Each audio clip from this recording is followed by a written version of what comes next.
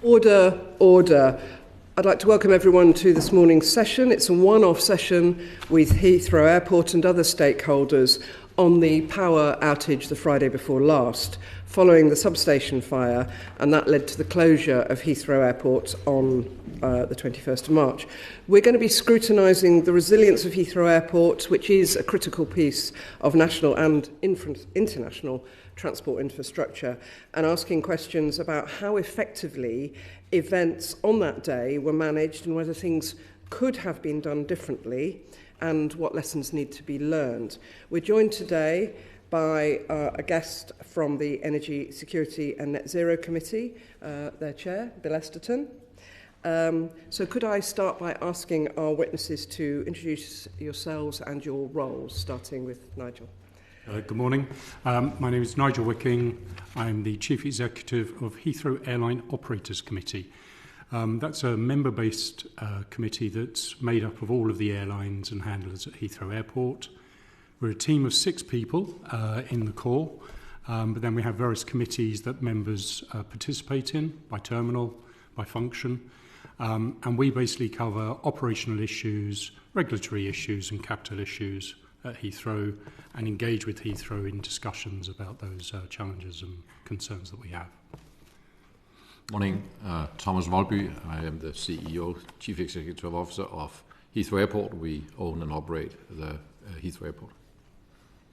Morning, I'm Delahunty. I'm the President of National Grid Electricity Transmission. That effectively means I run the high voltage transmission network for England and Wales. Good morning. My name is Eliane Algaard and I'm the Operations Director for SSE and Distribution South License. Thank you very much. So I'm going to ask each of you to talk through what happened on that day from the perspective of each of your organisations, both the night of the 20th and the morning of the 21st of March. I'm going to start with Thomas Woldbye. Yeah, if I may, with your permission, Chair, just make a few opening remarks very fast. Thank you, Chair, and members of the committee. I appreciate the opportunity to appear here before you today. Before I answer the questions, I'd like to make a sincere apology, an apology to the many passengers who had their journeys disrupted by the recent incident. I offer my deepest regrets. The situation was unprecedented, and we recognize the considerable inconvenience and concern that it caused. Heathrow is one of the busiest airports in the world, and it is in our interest, as much as in our passengers' interest, to ensure that the airport remains open and operational at all times. On the day of the incident, our focus was very clear and immediate: to protect the safety of passengers and airport staff, to protect the security of the airport and integrity of our borders, and to minimize disruption and resume operations as soon as at all possible. I'm absolutely committed to ensuring that we learn from this event.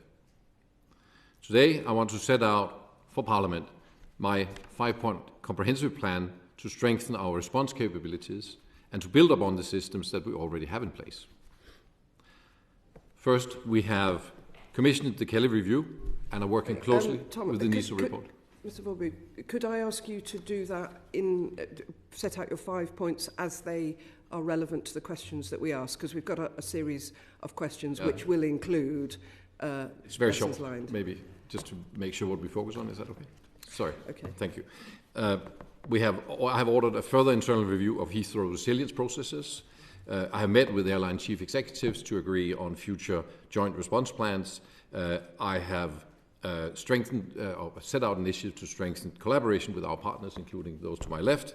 And 5, we will enhance engagement with customers and passenger groups to understand their expectations for the future. And I'll make sure this committee is kept informed as we progress. Thank you. Okay, so I'll go back to my question. 200,000 to 300,000 passengers were severely impacted by that, whether they were couldn't fly at all or they were already in the air. That's families and friends not met, holidays not taken, meetings not met, or people not being able to get home. So could you start from what happened on that night and the next day? Yes. I'll try to keep it brief. what happened was that just before midnight, as far as I know, the transformer substation caught fire.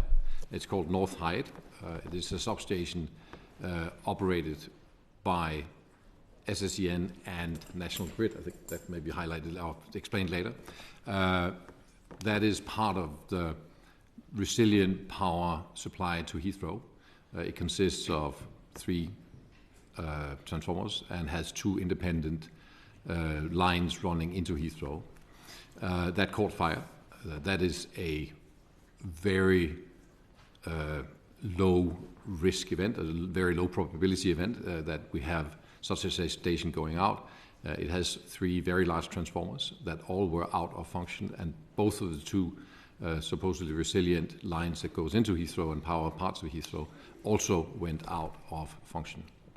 The Heathrow power network is set up so that we have 3 substations. Or 3 inlets, if you like. The substations are not ours. 3 inlets of power. They each power different parts of the airport.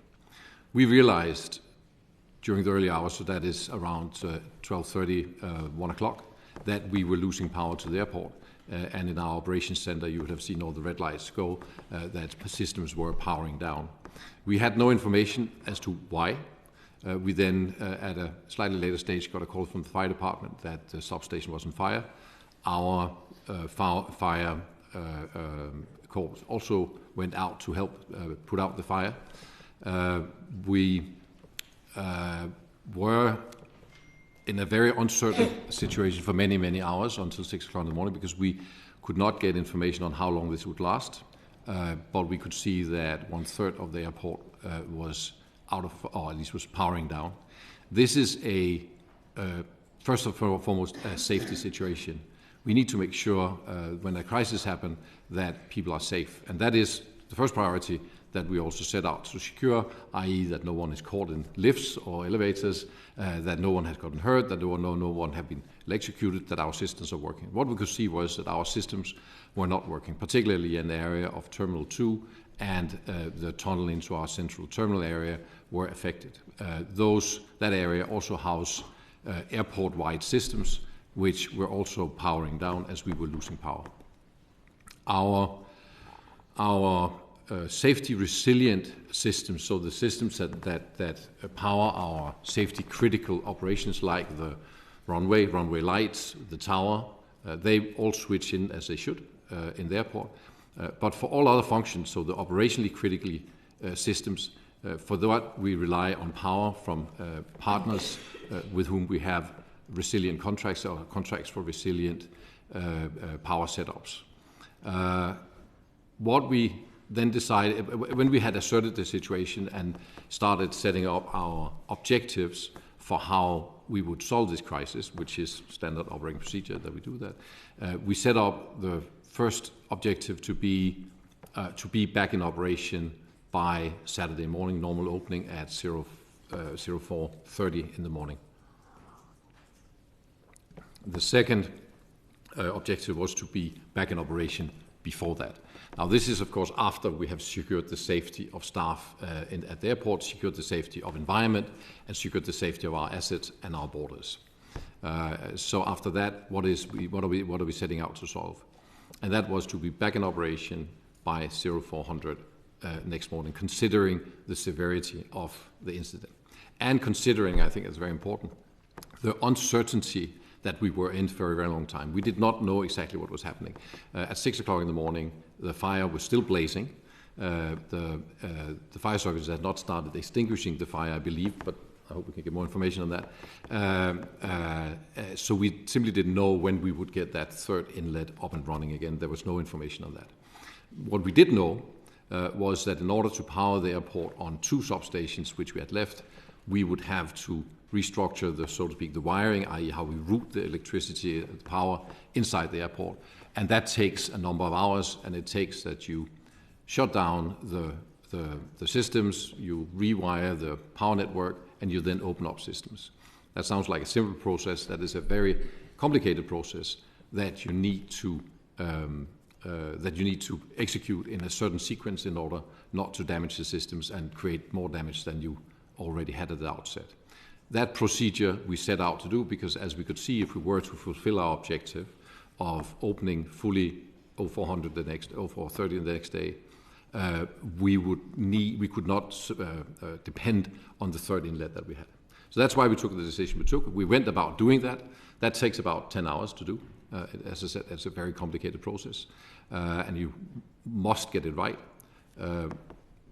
We can come back to some of the details of that, but eventually that was a successful process, and we managed to open fully 0400 the next day. We also managed, in coordination, particularly with British Airways, to open Terminal 5 that was less affected by the outage. Earlier than that opened 4 o'clock on 4 o'clock on Friday already, and we had a limited number of flights arriving and departing at that time. I think, maybe to address that point, why did we close the airport? When we cannot safely operate the airport, and when we cannot guarantee and have full visibility and transparency on the fact that we can operate the airport safely, then we cannot operate the airport. I think the only thing we could have done worse than that would have been to let passengers travel from an unsafe airport. That is not an option, and we cannot compromise on that. That's quite clear in our license with the Central Civil Aviation Authority. So it became quite clear that we could not operate the airport safely quite early in this process, and that is why we closed the airport. If we had not done that, we would have had thousands of passengers stranded at the airport, high risk to personal injury, gridlocked roads around the airport, because don't forget, 65,000 houses, other institutions were powered down. Traffic lights didn't work, just to give you an example. Many things didn't work. Parts of the civil infrastructure didn't work. So the risk of having literally tens of thousands of people stranded at the airport where we would have nowhere to put them, we could not process them, would have been a disastrous scenario which we could not look into, and which, by the way, was also agreed by the airlines on the day. I think maybe I'll leave it there. There are many more details, but I think this is sort of a short summary of how we look at it. Thank you. I'll go to Nigel now. Yes, thank you, Chair. I mean, from our perspective, this actually went back a few days because I'd actually warned Heathrow of concerns that we had with regard to the substations. And my concern was resilience. So the first occasion was to Team Heathrow Director on the 15th of the month of March. And then I also spoke to their Chief Operating Officer and Chief Customer Officer 2 days before regarding this concern.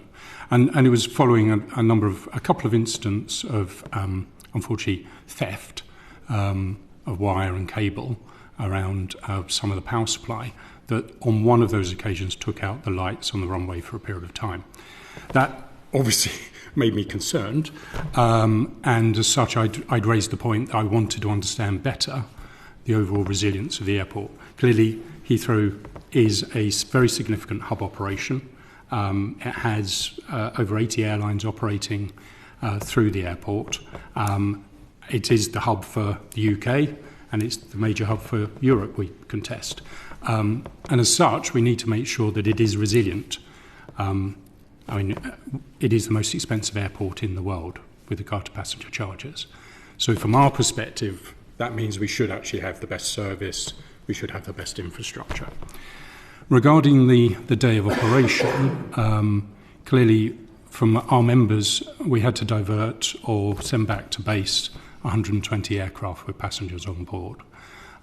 That is not a light decision to be made in any context. And the consequence of that was when I joined the 5:30 call with NATS, they'd run out of space within the UK for aircraft to divert in the UK. Aircraft were then going to Europe, and then some were even halfway across Europe and we're going back to base in India. So, you know, quite a level of disruption for those passengers, let alone all of the cancellations. There were 1,300 cancellations on the day, nearly 300,000 passengers disrupted by this. Consequence of that was airlines having to fulfill a duty of care. And as AOC, we are responsible on behalf of the CAA to send letters out to our members make them aware of their duty of care, i.e. that they provide food, beverage, hotels where required, reflighting, refunds as appropriate, and make sure that the passenger can hopefully continue their journey either that day or beyond. Some of those that were landed in Europe, there were challenges with visas, lots of complications that weren't planned, obviously. And then a number of those aircraft and their passengers, or the passengers, were bussed back into the UK at the expense of the airline. So from an impact perspective, very significant. In terms of then running through the day, the biggest challenge was information. Because airlines, this is a global event. When you take out a hub like this, you've basically got ops controls, which are the basically managing the network for the airlines around the world, trying to figure out, right, what are we doing with our aircraft? What are we doing with our crews? But most importantly, what can we do for our customers, and how will we serve them to recover their journey and manage the communications of that? So all the airlines take on that responsibility through their ops controls. To do that, they need information. They need information from Heathrow. Heathrow is very good at having community calls, and one of them in the afternoon I was involved in actually maxed out on Teams with 1,000 participants. Another one had over 800. That was the level of clamouring for information. We'd asked Heathrow to put out emails with a schedule of detail as to decisions made, impact, when further decisions would be made. I think we got one at 1,700, and we as AOC basically put one out after every one of the community calls, just to make sure information was getting out there. Heathrow does have a community app, one on your phone that it's almost a scroll down of updates, but for global communication, that's not good enough. So you need to actually have more structure in the information.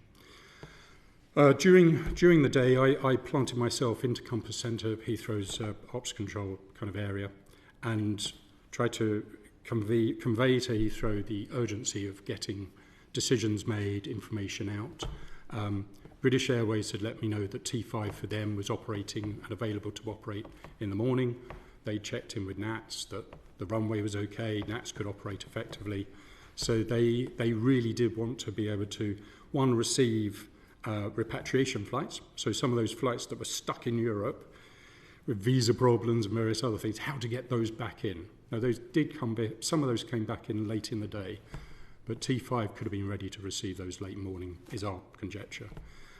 In addition to that, there was opportunity also to get flights out of T5, an opportunity for that. And we could have actually made further arrangements in terms of moving passengers, is my feeling. I think overall, all the teams on the day put best efforts in to actually achieve a good outcome. And on the day after the Saturday, we pretty much recovered all of those passengers. Heathrow ran 89% of its schedule.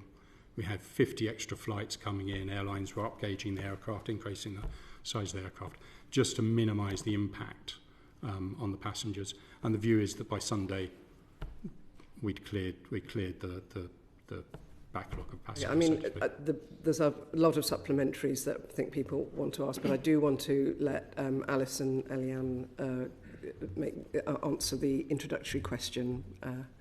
So, Alice. Thank you. And again, this is a very rare and significant event, and we are very sorry for the disruption that was caused, very significant level of disruption. I thought it might be helpful if I just briefly set out the different roles. There's an analogy that often gets used with the roadways. So you can think about the transmission network, which I run, as the motorways doing bulk power transfer, and the distribution network, SSEN in this case, as the A roads and the residential roads that go right to homes and businesses and provide power. And then, of course, within homes and businesses, you have their own wiring, switches, equipment, and obviously that's much more complex and significant for a complex like Heathrow, and that gets called a private network. So we're talking about three different networks here, and that's the relationship between them.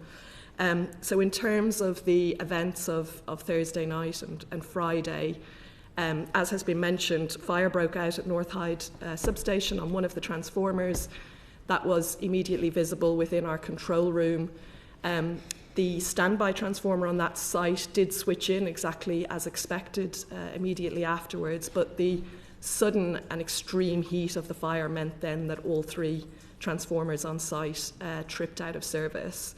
The fire brigade was mobilised, our incident response was mobilised immediately, and the standby engineer was sent to site. So on the night then in question, the first incident response meeting happened shortly after midnight. That was run by my Director of Network Operations.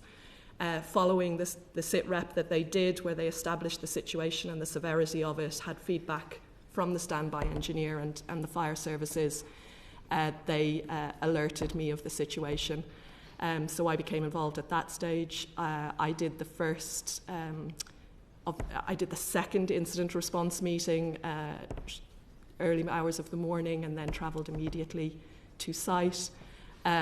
Throughout the night, we were engaged with the fire services, working very, very closely with SSEN and with the London Resilience Forum, which was bringing all parties together to coordinate. Our focus was very much on ensuring the safety of the fire services and our team on site, making the equipment safe and dead to enable the fighting of the fire. I arrived on site early morning. It was very stark to see the situation on site, the extreme nature of it, and how professionally and diligently the teams were working to ensure safety and to fight that fire. And the absolute focus was on restoring customers in the wider community, which I know Eliane will talk about how that was achieved, and on returning supplies to North Hyde substation itself. We had confirmed the rest of the network was secure and operating as expected. In cooperation with SSEN, we returned one route to North Hyde about 10 a.m. And then worked through the day to secure a second route to North Hyde that evening. So very, very focused response on safety and the speed of returning. And of course, throughout that, there was a lot of working with the local community for whom there was a huge amount of disruption as well. So, you know, again, just to say this is a very rare event. It is a very serious event, and we really welcome the investigation and the opportunities for us to learn across what is a multi-party event with many interfaces and many considerations from resilience. Okay. Thank you.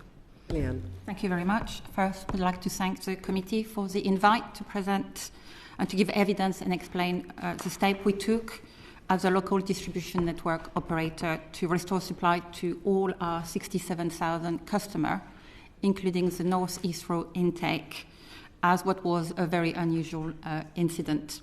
As Alice mentioned, the National Grid substation at North Hyde has 3 supergrid transformers. On the night, 2 of these supergrid transformers were operational.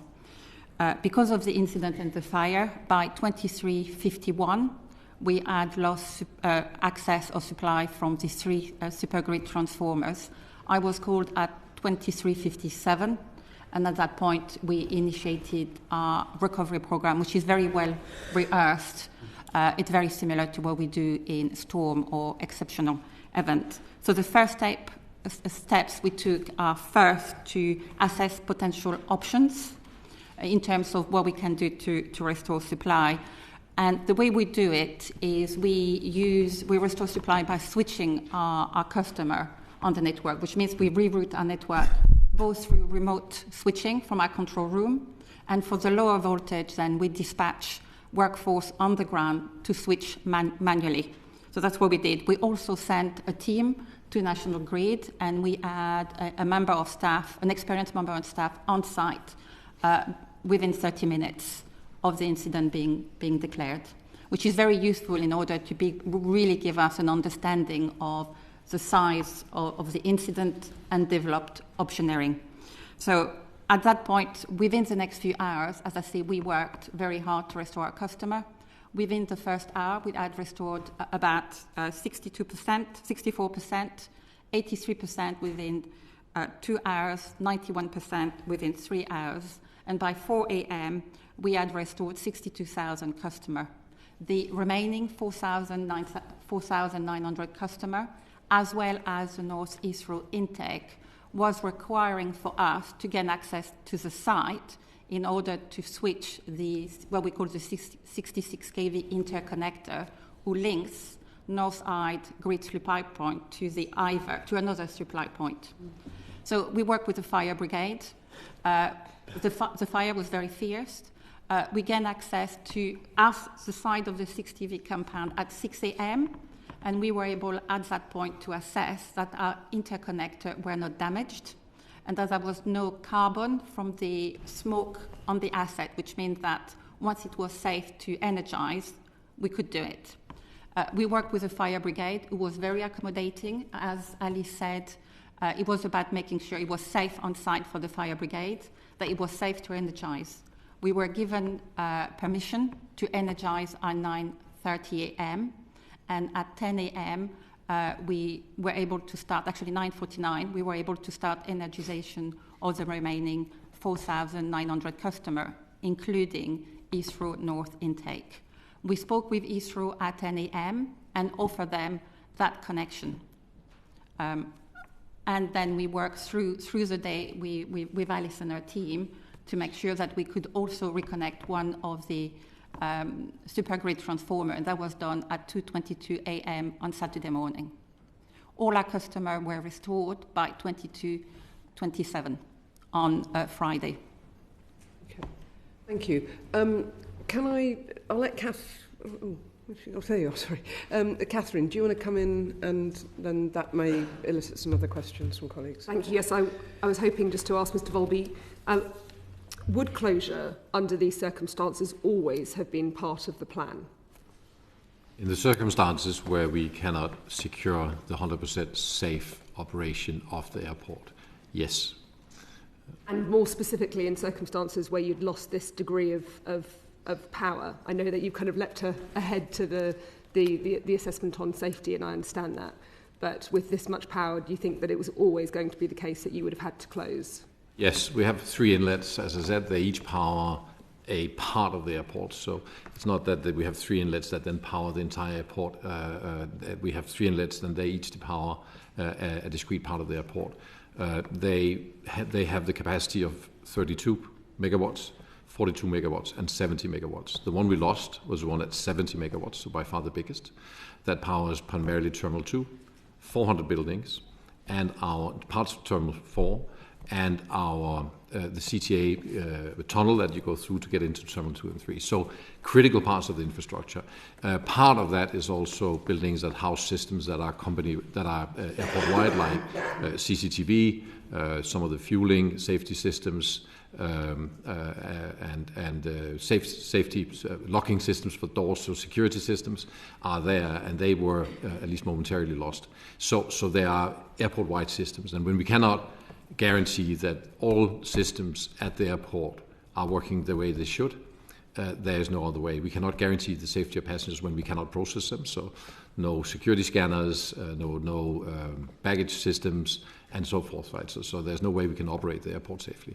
We heard from Mr. Wicking some queries around Terminal 5. Do you feel that some of the terminals might have been able to be opened safely, or at least be able to be reopened sooner? I think that is one of the reasons we have instituted the Kelly Review, is to establish exactly that. It's worth knowing that the fact that the lights were on at Terminal 5, which is entirely correct, doesn't mean the terminal was operational. We didn't have all CCTV, we didn't have fire surveillance. The fire systems would work, so if you pull the fire alarm, the water would come down, but the fire surveillance systems of the airport was down, so we didn't know whether the systems were up and safe. All that had to be secured before we started operation. We had very close cooperation. I spoke several times with Sean Doyle, who's the CEO of BA, on that. We also had some of the fueling safety shutoffs that were not working. We had to ensure they were working. This all happened around 10 o'clock in the morning. Yeah. So all of that had to be ensured. I cannot guarantee you whether T5 could have opened an hour earlier. We did all we could to get it open as soon as we could, because we fully understand the airline's concerns around getting repatriate flights, repatriate passengers, and also get flights in there. Initially, we were of the opinion we could not get passenger flights out, but Sean Doyle and myself were instrumental in actually getting some critical BA flights with passengers out on the same evening. I understand that hindsight is a wonderful thing, but with the knowledge that you have now, in the hindsight that you now have, are there things you would have done differently?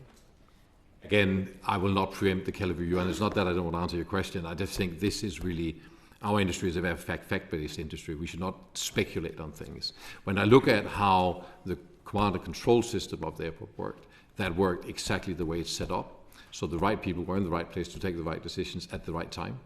I am convinced that with the uncertainty that we were facing for the long period of time that was also described here, the fire was still blazing 6 o'clock in the morning, we could not take any other decision.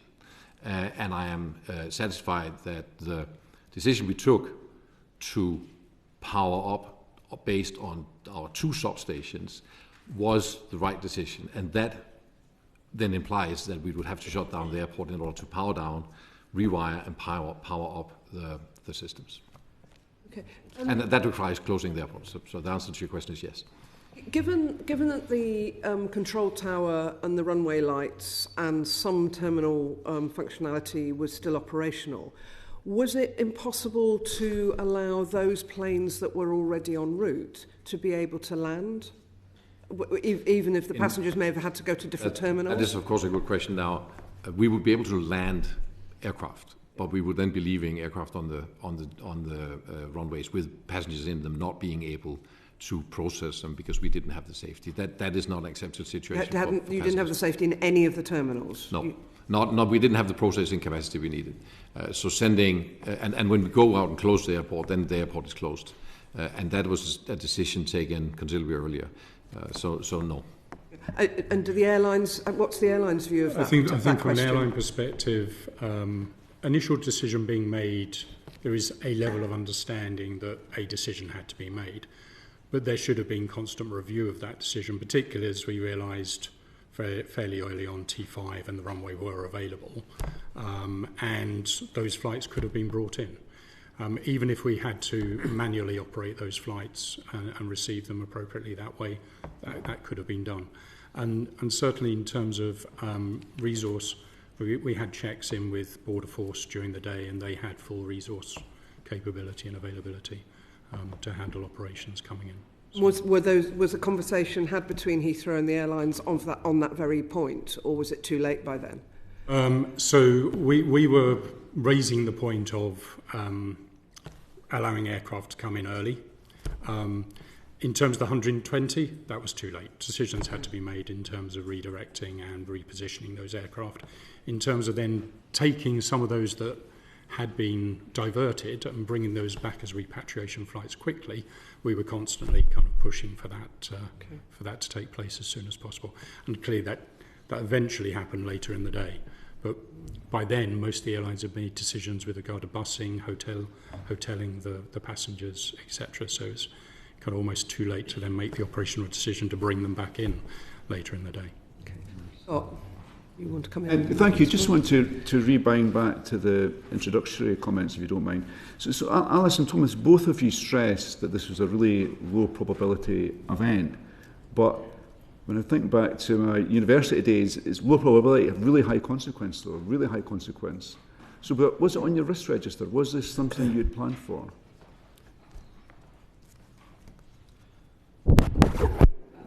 From a national grid perspective, we have full fire risk registers. We understand the risk of transformer fire, which is very, very low. High consequence in this situation. High consequence. And I think one of the reasons we talk about this being such an unusual and rare event is this is the first time a fire on a transformer that we're aware of has had knock-on consequences on the entire substation.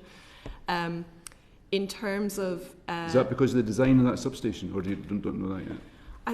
That is certainly questions that need to be understood through the investigation. For you, Thomas, was this on your risk register? Yes, we have risk registers that include both total loss of power to the airport and partial loss of power to the airport. As I said, it seems such a difficult situation for you to deal with, although it was on your risk register. It is a difficult situation to deal with. It is, as was described here, a very unlikely decision, unlikely event. High consequence. Very high consequence. And that's also why we had a plan for what to do when it happened, and that is exactly what we did, which was switch over to the 2 we had left. That takes hours, and that closes the airport. But there is a long discussion, and I'm sure that will also come out with Kelly, and I think particularly the NISO survey, I'm looking forward to that, is we acquire, purchase and pay for a resilient setup from our suppliers.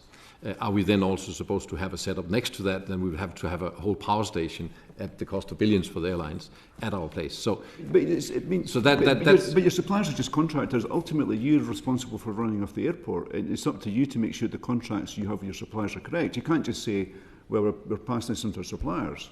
I fully agree with that. Yeah. I fully agree with that. And those are also the contracts we have in place. We have our contracts with SSCN are for the 3 individual inlets. They are for resilient power setups, which include parallel supply lines, which include 3 very, very big, as I understand it, transformers at the end of it. That what happened should not happen, as also just described. But we have to rely on the contracts we have. And I think the NISO survey, and I think that's a discussion for later, should say, should we have further resilience? But that, of course, comes at a very high cost. And that is the discussion we have to have with airlines, because we cannot make investments without having airlines. So I'm not trying to pass any box here. I'm just making clear what are the responsibilities we each have. And yes, we had a scenario for that, and that was the one we played out. Having all 3 transformers going down and the inlets going down at the same time gives us the consequences that we saw. Doesn't sound like resilience, though, doesn't it? Yes, and that is clearly my concern. This is already the most expensive airport in the world. From an airline perspective, we expect resilience. We expect there to be the capability there and the understanding of when a power supply or an asset is not available, what will you do next and how quickly will you bring it back? Thomas shared with me yesterday that they'd done a 2018 review of resilience and capability, and I said, well, was that shared with the airline community for us to understand the level of resilience you have? And he said, no, that's not for sharing on the phone. And I said, well, I think it is for sharing now, because frankly, we pay enough. And I saw the remarks in the FT. We already pay enough for Heathrow. I don't feel that we should be paying more for further resilience. The resilience should have been there in the first place, frankly. I think we're going to come back to resilience shortly, but Bill, do you want to? Well, looking at the power supply at Heathrow. Yeah, I will do. I mean, as Scott Arthur's just mentioned, the risk register, a related point. I just checked something you said there, Thomas Vold. Did you say that all 3 substations were down at the same time then? No. Okay. I'm glad we cleared that. One substation. No, I thought I heard you say it, and that wasn't. I'm glad you. Transformers. I thought I would give you the chance to clear that up. Your 2024 annual report doesn't refer to electrical infrastructure or substations. Was it a mistake not to include it in the report? I think that is a relevant question. I think there are many things we conclude our report. We have many systems. We have fuel systems. We have other systems that are not mentioned. There would not be a particular reason to mention that in our report. Well, we're talking about this very, very serious incident, aren't we? And that's the one that we need to focus on today. So you accept that was a mistake. Okay, thank you.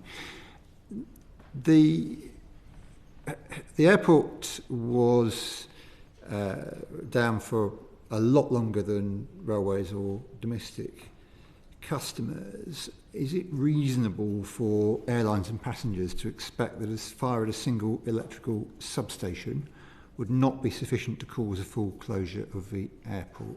That's probably a question for each of you, but Thomas Woldbye, perhaps you could have the first go at it. The way our resilience works is that for our safety critical systems, that would be our tower, runway lights, our control center, we have immediate backup that is based on uninterrupted power supply with batteries and transformers to make sure that in an emergency we can for example, take down an aircraft. These are regulated areas where we have to have our own backup. When we come to the remaining part of the airport, so the passenger operation part of the airport, we rely on resilience provided by our suppliers. As we do for fuel supply, we don't have our own fuel production. We have a fuel supply that can be interrupted. As we have a water supply that can also be interrupted. For the for the power supply, we have and have contracted specifically a resilience setup. We pay £135 million a year for energy and the resilience setup we have with our suppliers, which includes, as I said, backup transformers, parallel lines into the airport from 3 different substations. So all of that is supposed to be resilient, and as we also heard, this is unprecedented, and this should not happen. And there is a question about, where should the resilience lie? How far back up the supply chain do we need to go to provide resilience over and beyond what is already in regulation and what has been agreed with airlines? And as far as I'm concerned, it's not about paying more for the airlines, but there's a discussion with airlines because as regulation works, we cannot make additional investments without consulting and get approval from airlines. I think we've got a message. Nigel Wicking, what's your view on whether this was reasonable? So my view is twofold. One, I think there's a resilience of supply into the airport, and clearly we need to have assurance that there is a sufficient power should one of those supplies go down. And recognising this was a fire, there could have been any number of events that could have caused one of the substations to go down. That obviously also is on the security register, etc. My other concern also, though, is within the airport and the resilience and the contingencies for transferring that supply. Should one transformer go down, how quickly can you reroute the power? Which I believe is kind of Heathrow's responsibility, possibly with SSEN, but that was what took time. It was that rerouting that was the concern, and a decision to do that at 6 o'clock in the morning, I felt was too late relative to recognising the power suppliers were making decisions literally within half an hour of the event, recognising the impact.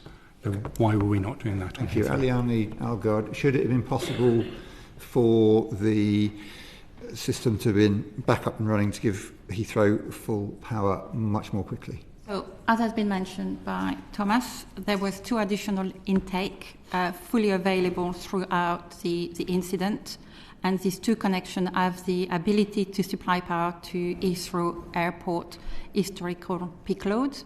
And actually, at the moment, Heathrow, who is currently operating for the last 10 days, is operating from these 2 intake. At the moment, they have elected not to pull energy from Northside. Okay, so Alice Delahunty, why do you think Heathrow wasn't able to be up and running more quickly? You've already said in writing and in the media that the 2 other substations were available after the fire, and that Heathrow had access to power throughout the incident. Why didn't it take advantage of the availability of the power? Yeah, I think as has been explained, network resilience does rely on the ability to re-switch and reconfigure to take supplies from different places. So when we talk about 3 parallel inlets being there and 2 were available, I think it is a question for Heathrow as to how they access the remaining 2 inlets that were available throughout. Thomas Woldbye, your answer to those 2 questions from SSEN and from National Grid. Well, as it is for SSEN, we need to rewire, as Secretary Roosevelt said. We need to do that inside the airport as well. That is a much more complicated process because we have to power down maybe 1,000 systems before we do that switch. And then we have to switch it back on and power up 1,000 systems. We have looked at that because we have not received resilient power on the 3rd power substation yet. We got a letter yesterday from SSEN that would now be the case, that power is resilient. There's power, but first of all, there's nowhere near to the 70 megawatts we have contracted, and it's not resilient, i.e. there's still switching work going on, which we might see ourselves in a similar situation if we had used that substation up to now. Now, that has now been confirmed, so of course we'll now look at that. But even in a planned scenario, it'll take hours to make that switch over. So we did take advantage of the 2 remaining substations as fast as we possibly could. But we needed, of course, a little bit of certainty on where is the situation going, can we get power back faster or not. When it was clear that we could not get that assurance, we took that decision as early as we could. Airlines have been kept informed all along on our deliberations, why we took those decisions, and what our objectives were in terms of getting operation back as fast as possible. So that is what we did. Yeah, and how long would it take to switch back to North Hyde if the 2 other sources you're relying on at the moment were to fail for some reason? That's the situation we're in today. That's what we're working on. We're working on securing that the 2 remaining substations are secure, and that we are working with our partners here to increase capacity and make sure that they are resilient. Switching back would put us in basically similar situation. The infrastructure of the airport has not changed. The airport is built over many, many years. Don't forget, it's built over 70 years. Terminals have been added, power have been added, and that is why we have the structure we have. That is not unlike many European airports. There's not much difference. If we were to switch back, that will take a number of hours. And that is what we are planning for doing further down the road, which will be happening overnight. Yeah, you have a private network operated by UK private networks. Is that part of the problem here? It was not part of the problem on the night in the sense that it worked and it played out based on the plan that we have. Is it part of the problem in how long it took to re-establish? I think that we absolutely need the Kelly report and the Nigel report to say, can we do these things faster? Are there areas of resilience that we can build in, learning from this experience that we can build in that either will shorten that time or limit the impact of a major failure like the one we saw? Yeah, Eliane, Algaard, what's your view on the arrangements? My understanding is you don't have visibility of what goes on Heathrow as a private network. Yeah. We have no visibility of the configuration of the network within the Heathrow parameter. What I can say is that we offered at 10 a.m. on Friday access, we were able to re-energize and offer the capacity that Heathrow has pooled at that location for the last 3 years, with maximum peak of 22 MVA. And we reconfirmed yesterday, to be clear, that if Heathrow wanted to pool 72 MVA at that connection point, they could. Yeah, I think there's no change here. Exactly as said, it was confirmed yesterday that we can get the capacity that we need to run a resilient operation. That was confirmed yesterday and not before that. So that's hence the reason we took the decisions we took, and I think those were the right ones because it enabled us to meet our objective with the airlines of operating the airport 100% by 0:40 on Saturday morning. Had we not done that, that would have been at risk. Okay, the Energy Security and Net Zero Select Committee's heard significant evidence that businesses use private networks because you can connect more easily, it's quicker to operate, and it's significantly cheaper. Is that really why you have a private network? I am not an engineer. We are not here to save money. We're here to run a resilient operation. I'd like to come back to the committee on that question. It's beyond my technical knowledge. Sure. And Alice Delahunty, we're hearing that concern and this reason for private networks being used by significant energy users. Is it a concern for you? I mean, I think as I described, there is various different networks involved here. Private networks are not unusual. I think it gives businesses flexibility, and it is for them to understand if those private networks are meeting their needs and requirements. Okay, Chair, I'll have other questions later, I think. There are some other questions, but that might come up in answers to subsequent questions. So I'll go to Alex. Thank you, Chair. So I think we now understand that backup generators were working as expected, that by the morning there was access to power. But you keep telling us it takes 10 hours to rewire everything. Does that sound resilient, the 10-hour period? I think under a event like this one, which is as unlikely as has been described, that is the resilience that is in place. That is the playbook that is in place. I think the Nigel report and the Calvi will review that and say, should we have more resilience? But that will come at a cost. It is so that we have the regulatorily required resilience in place for our safety systems. Beyond that, we rely on partners, as we do for many other things in the airport. We have to remember that there's not endless, seamless switchover for everything in the airport, and also not in an unprecedented event like this one, which should not happen. And we are still at a stage where we don't know why it happened. And to anybody, what would the cost of full power, or would the cost of full power resilience be worth it? Should we start at the end?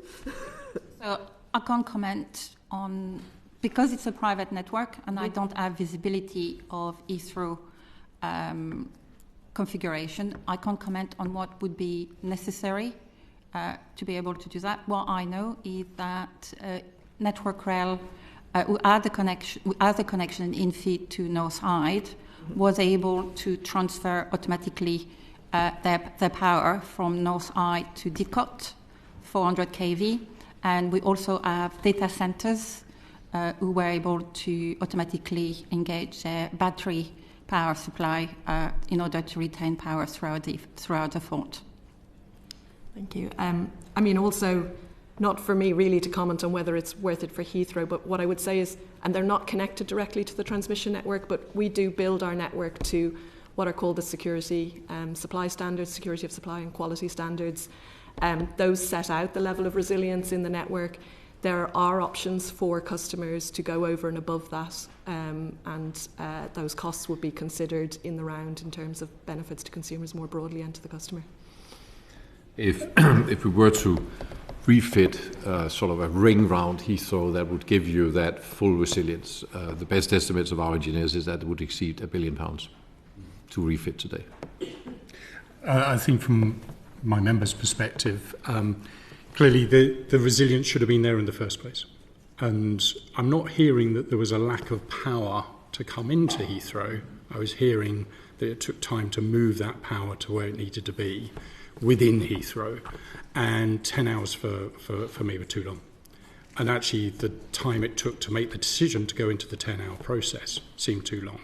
And if I'd understood that ahead of time, if the airlines had understood that ahead of time as a risk of this kind of situation, and yeah, the fire was unusual, but I do think the risk was there, then we might have really challenged Heathrow to find other ways of ensuring that they could return to operation quicker. Can I just come in on this point, Alex?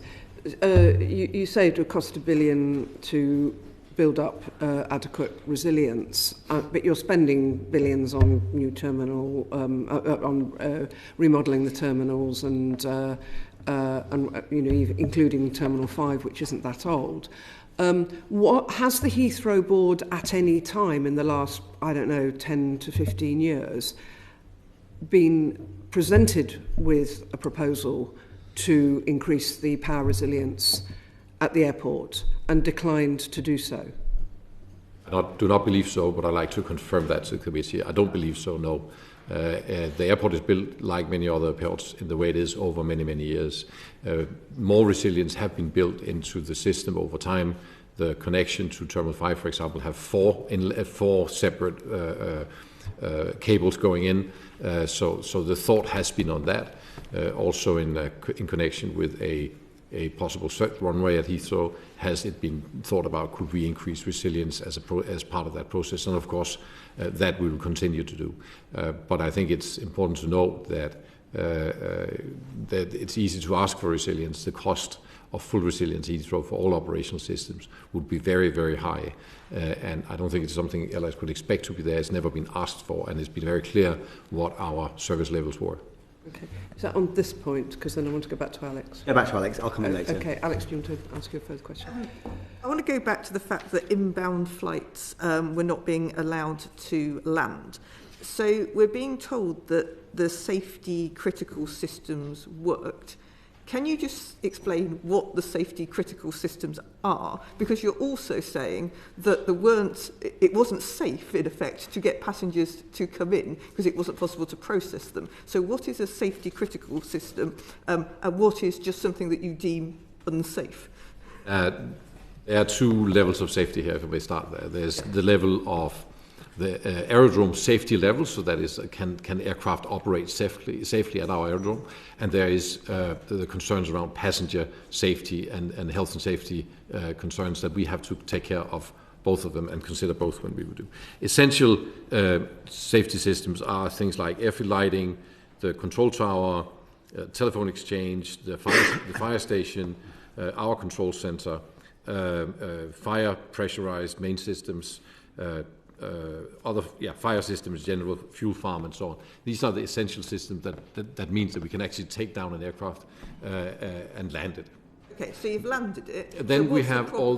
Then we have safety problem. Then we have the passengers all the operational systems that are required to handle, and that would be border force, for example. That would be baggage systems. That would be maybe more importantly in this case, air bridges to actually get people out of aircraft.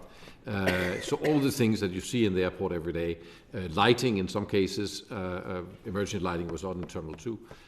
So there are many critical systems. Then comes CCTV, fire surveillance, which I mentioned those because they were specifically not working for a period of time. Also access systems. So the locking of doors, we need to make sure the airport is secure and the border is secure, that people cannot pass.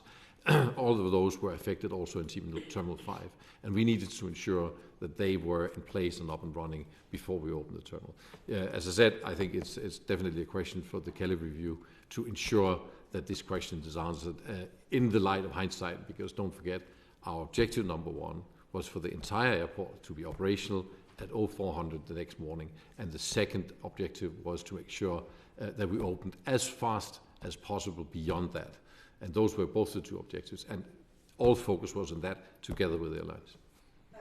Nigel seemed to suggest earlier that some of these things could have been done manually.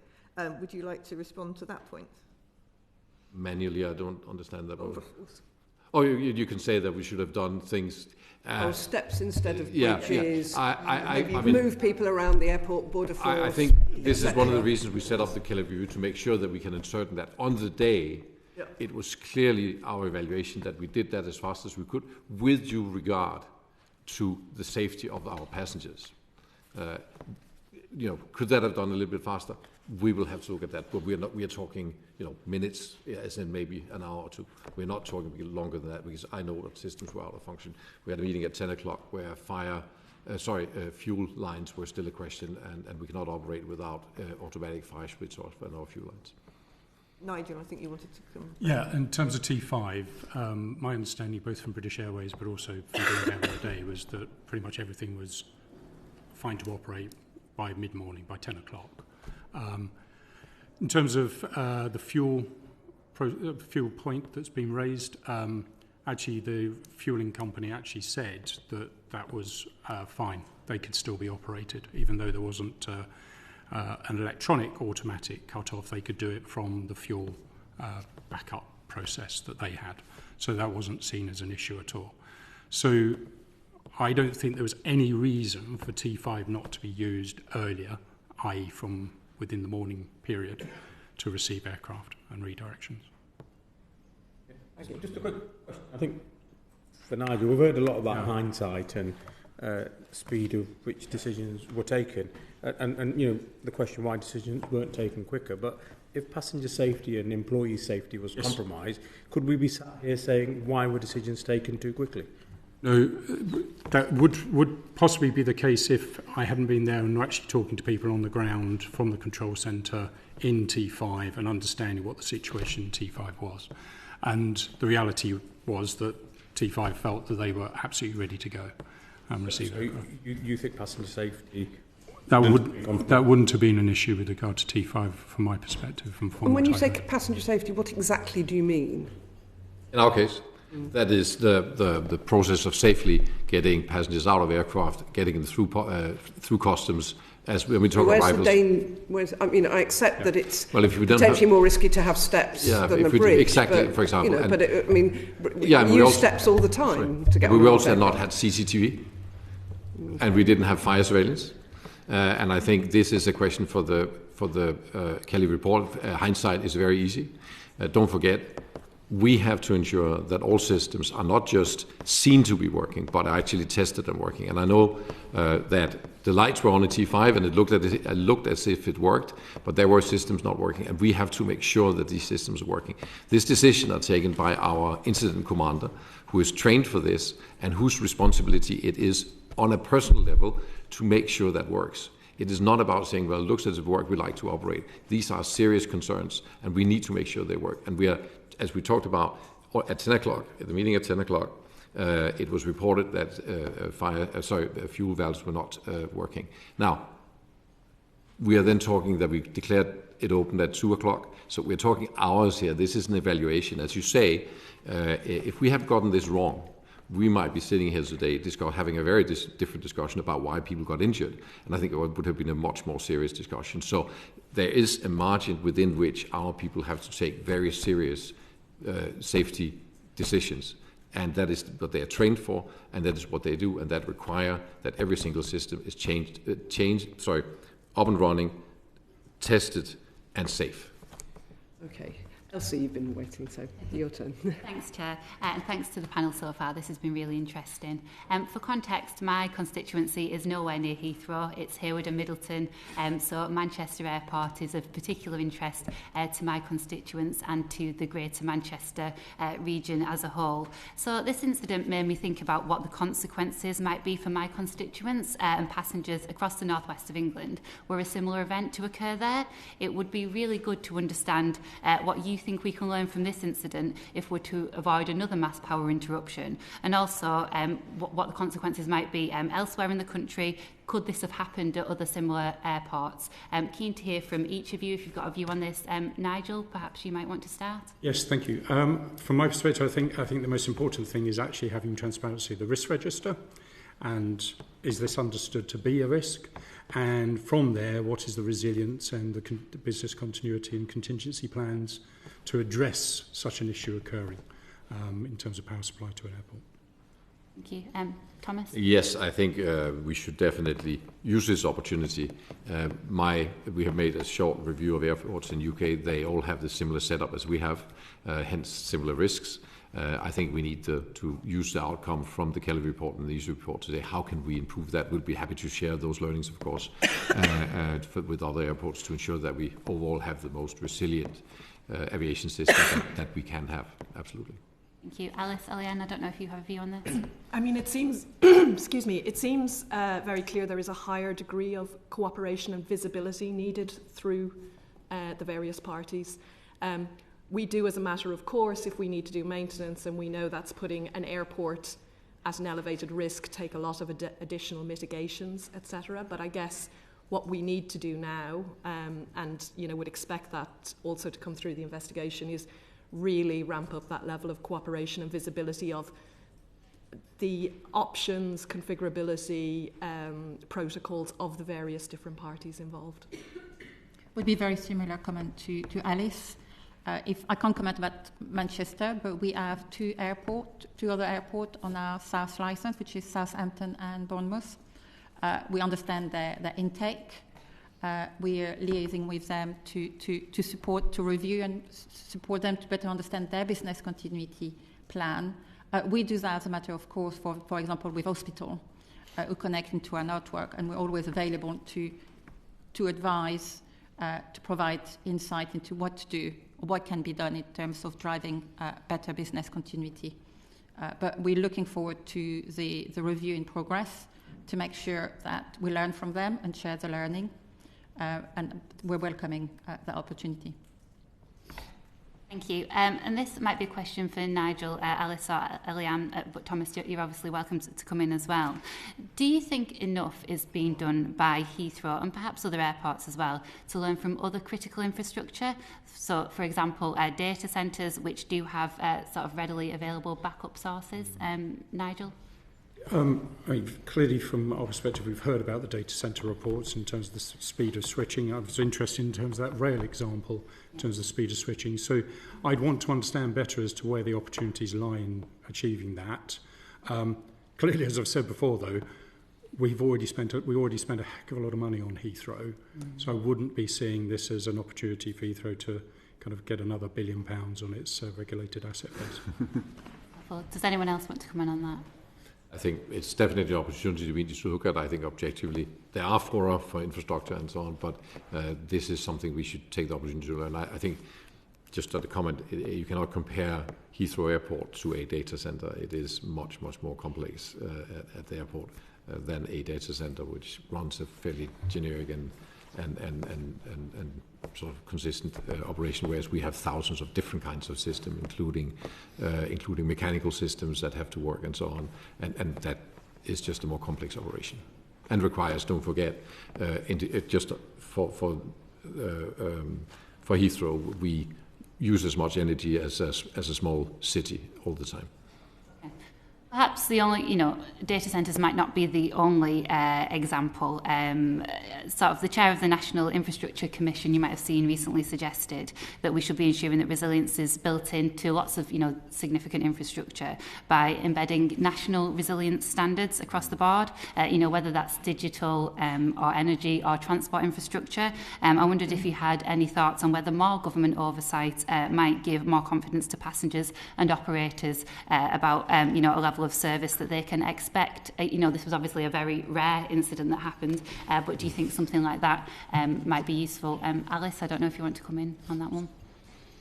Yes, reflecting on your last question as well, for those that connect directly to the transmission network, we tend to have quite focused discussions on resilience and opportunities. And I think, last year, as part of the National Energy System Operator coming into government, they set up what's called OREM, the Office of Resilience and Emergency Management. And, I think there is a real opportunity there to look more holistically, especially as the uses of electricity are changing through decarbonisation agendas, etc. The lines of the lines of the industries and those using energy are blurring, and therefore there is this opportunity for far greater collaboration, visibility, full system looking at the resilience question. Sorry, just a final bit from me. Has anyone else got a view on this, about whether this can be left entirely to the market?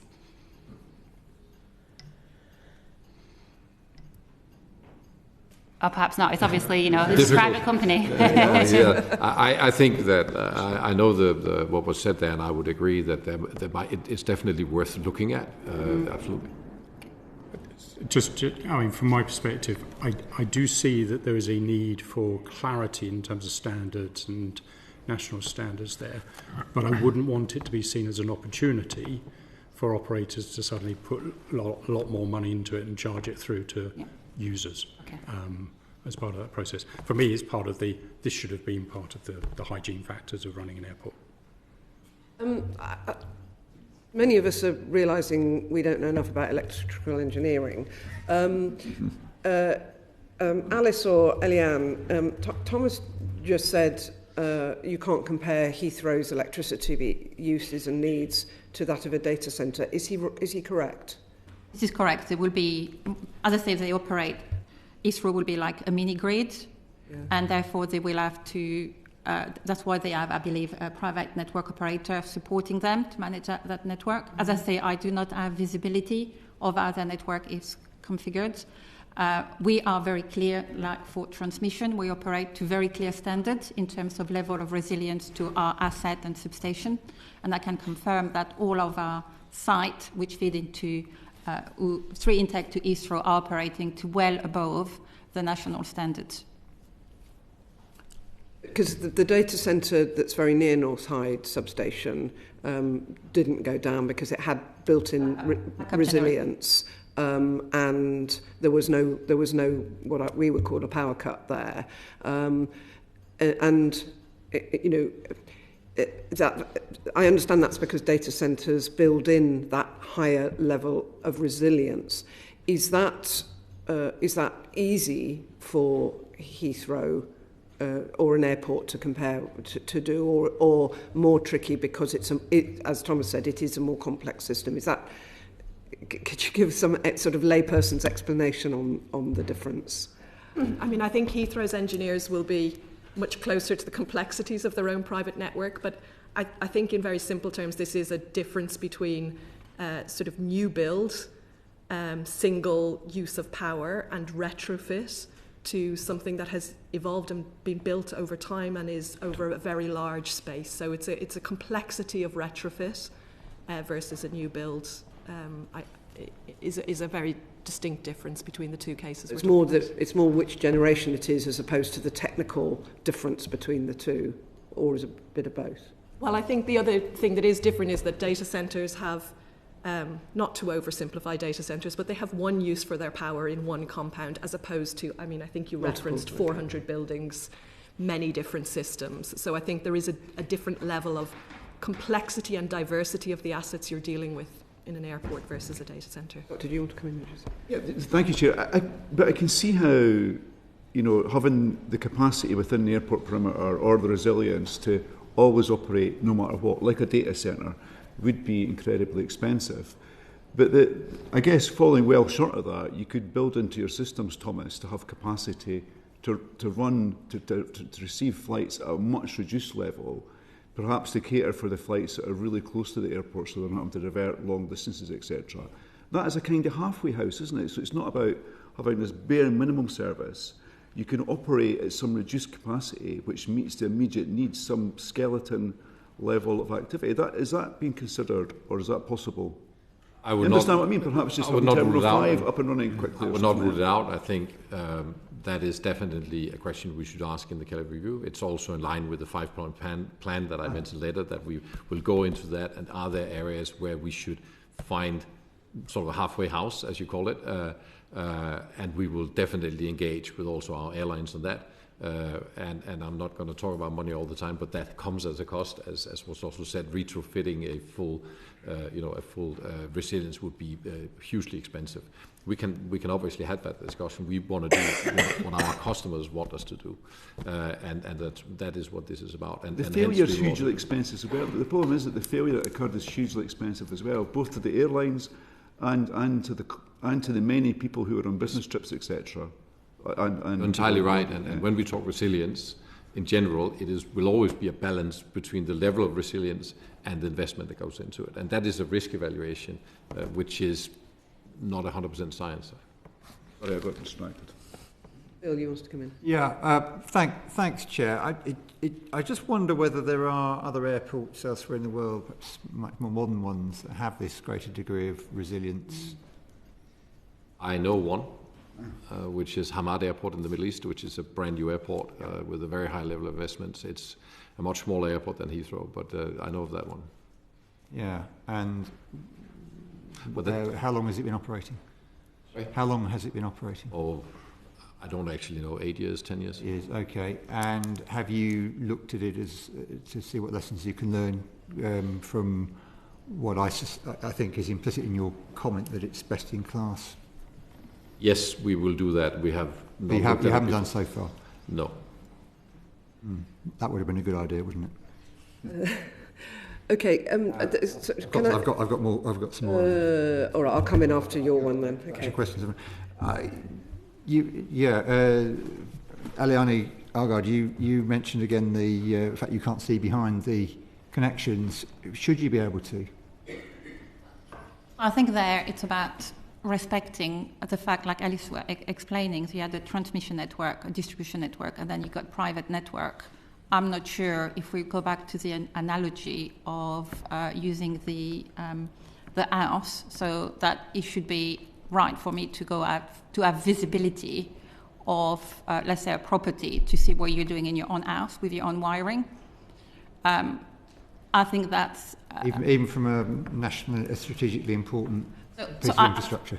I think there it's potentially. I'm sorry, but the analogy doesn't stand up. I think there it's about respecting role and responsibilities. I think the review, both the NISO review taking place and the Kelly review, might find that actually we should have greater visibility for asset of national infrastructure, but at the moment it could be seen as, a company interfering into the private matter of another company.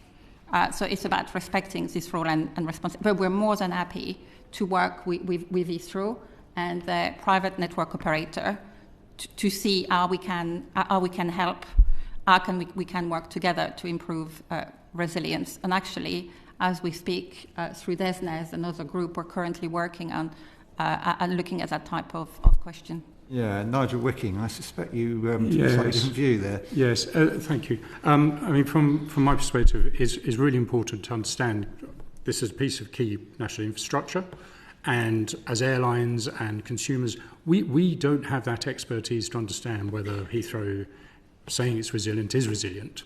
And I would suggest for both power, water, fuel, etc., there possibly does need to be an independent perspective on that, an expert perspective on that resilience and whether it's adequate.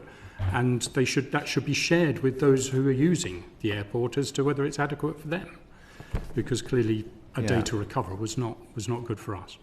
Thank you. That's helpful. And to this point around that, Elsie Blundell mentioned actually about the role of implicitly the role of the public sector.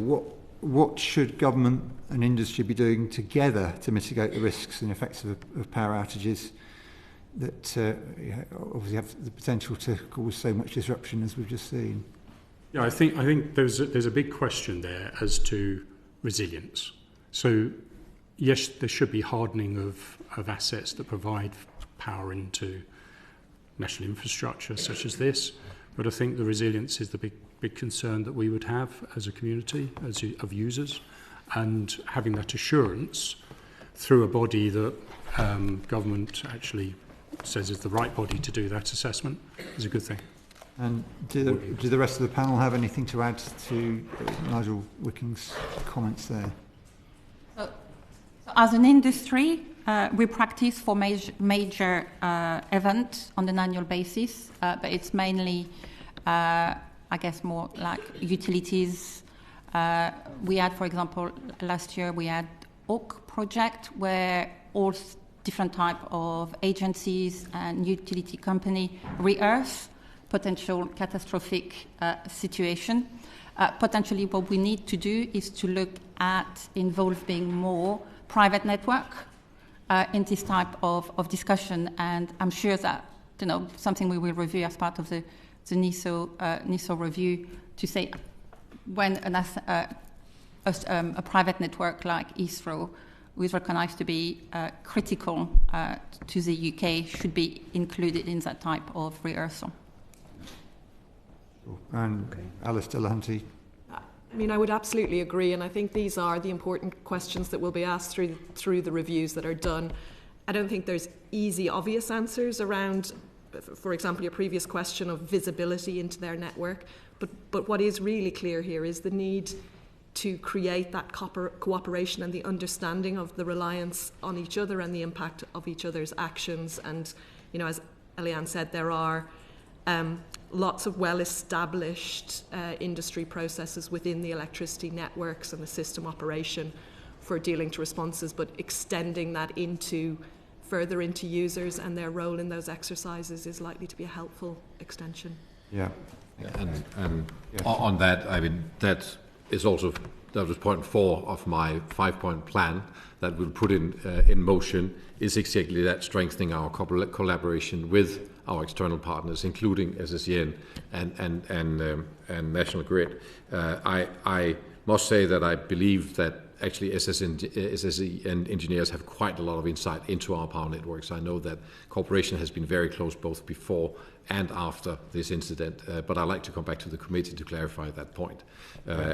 On the point of resilience overall, I agree that I don't think there has ever been held anything back from our airline partners as far as our resilience is concerned. They know our operation really, really well.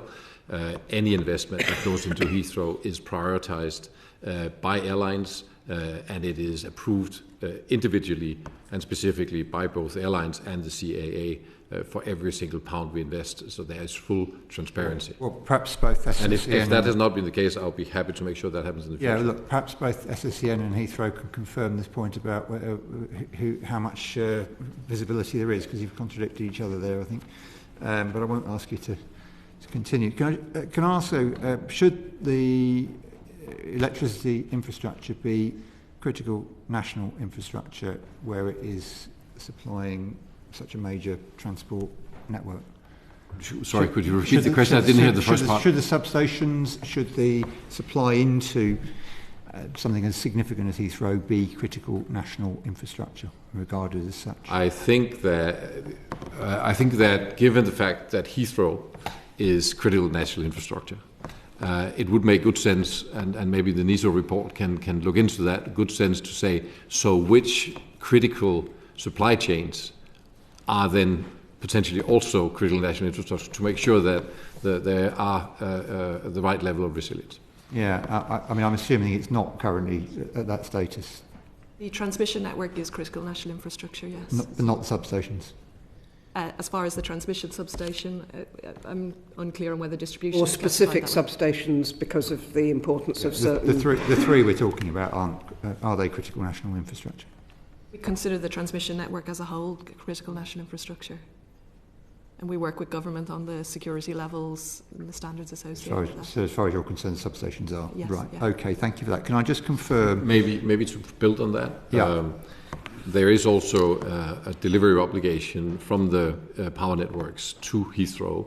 There are various levels of priority, and we are a priority one, and that is the confirmation we got yesterday morning from SSCN that we would be prioritized. We have not had that before, and that's why we have not used the third inlet before now.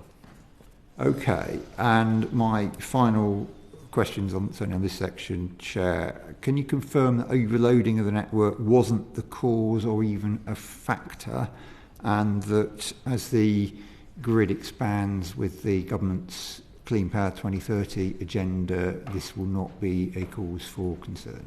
Yes, I can categorically confirm there was no overloading or overcapacity in the area. The topic you hear discussed is the long lead times to connect, because it takes time to build up capacity, and that is what you hear discussed. There is currently absolutely no question but that there is sufficient capacity in the area.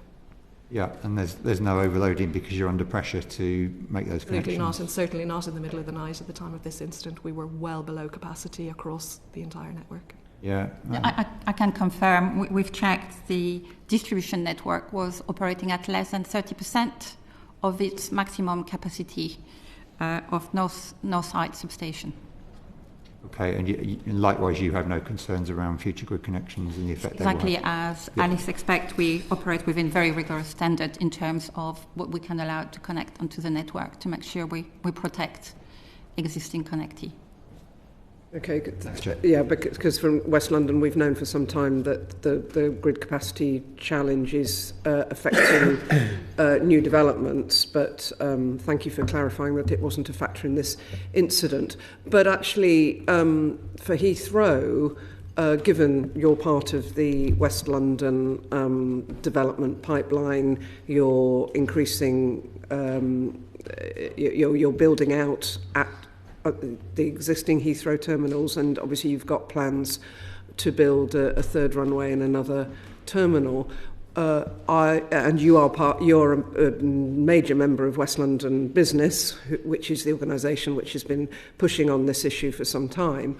Are you concerned that there's sufficient capacity for expansion? The short answer is yes, we will need more power at Heathrow Airport, and we are planning for that.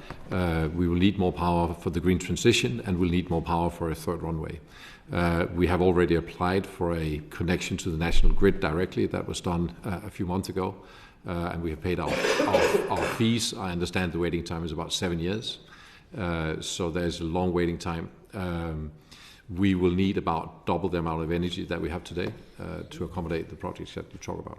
Okay. And would that having additional energy also reduce the chance of an outage such as you had the other week? There were already in the previous, if I can call it that, third runway project, thoughts about how we could improve resilience in various areas as building out when we make these big investments, and that will naturally be the case again, yes. Okay. I've actually got one more question, sorry. Yeah, I'd forgot. The Joint Committee on the National Security Strategy published a report in 2022 saying that power outages have the potential to cause widespread economic and societal damage. Have any of you been looking at the work of the JCNSS? Did you, and Heathrow in particular, did you consider its findings? I don't know exactly that report. I'm sure we would have people looking at it. We have looked at many other reports that I can quote from, but not this particular one. I don't know it. But it is true, and we have also had a report from, that we have considered, which was the, which is a sort of similar concern that is brought up, that has been considered, and which I, by the way, agree with. That was a report from the National Infrastructure Commission 2023 raising similar concerns, and that report has been looked at, and I fully agree with that. As I said, Heathrow to expand will need double the amount of power that we have today. Yeah, thanks. Yeah, the two reports are consistent. You're correct, Nigel. Wicking, is this something you've been looking at? No, it hasn't. Okay. I'm participating in the security exec group at Heathrow, and that hasn't been shared at that group. Okay. Thank you. Thanks very much, Bill. Steph, you had a specific just to build on that point about going back to on the night. Yeah, West London expansion and the potential need for significantly more power. I'm interested in who is going to be responsible, who is responsible now for the security at those substations. I think there's some question about exactly which part of the apparatus is critical infrastructure, which isn't, on a site-by-site basis, I guess. But whose job is it to make sure that the sites are not able to be accessed and that this sort of thing preventatively doesn't happen?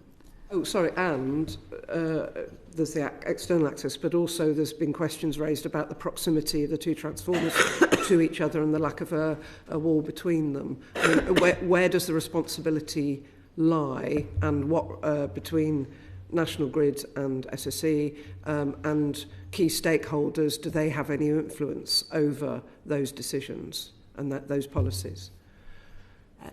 Thank you. So within the substation that gets referred to as North Hyde, there is the high voltage compound and the low voltage compound. National Grid Electricity Transmission operates the high voltage and SSEN operates the low voltage. Yeah.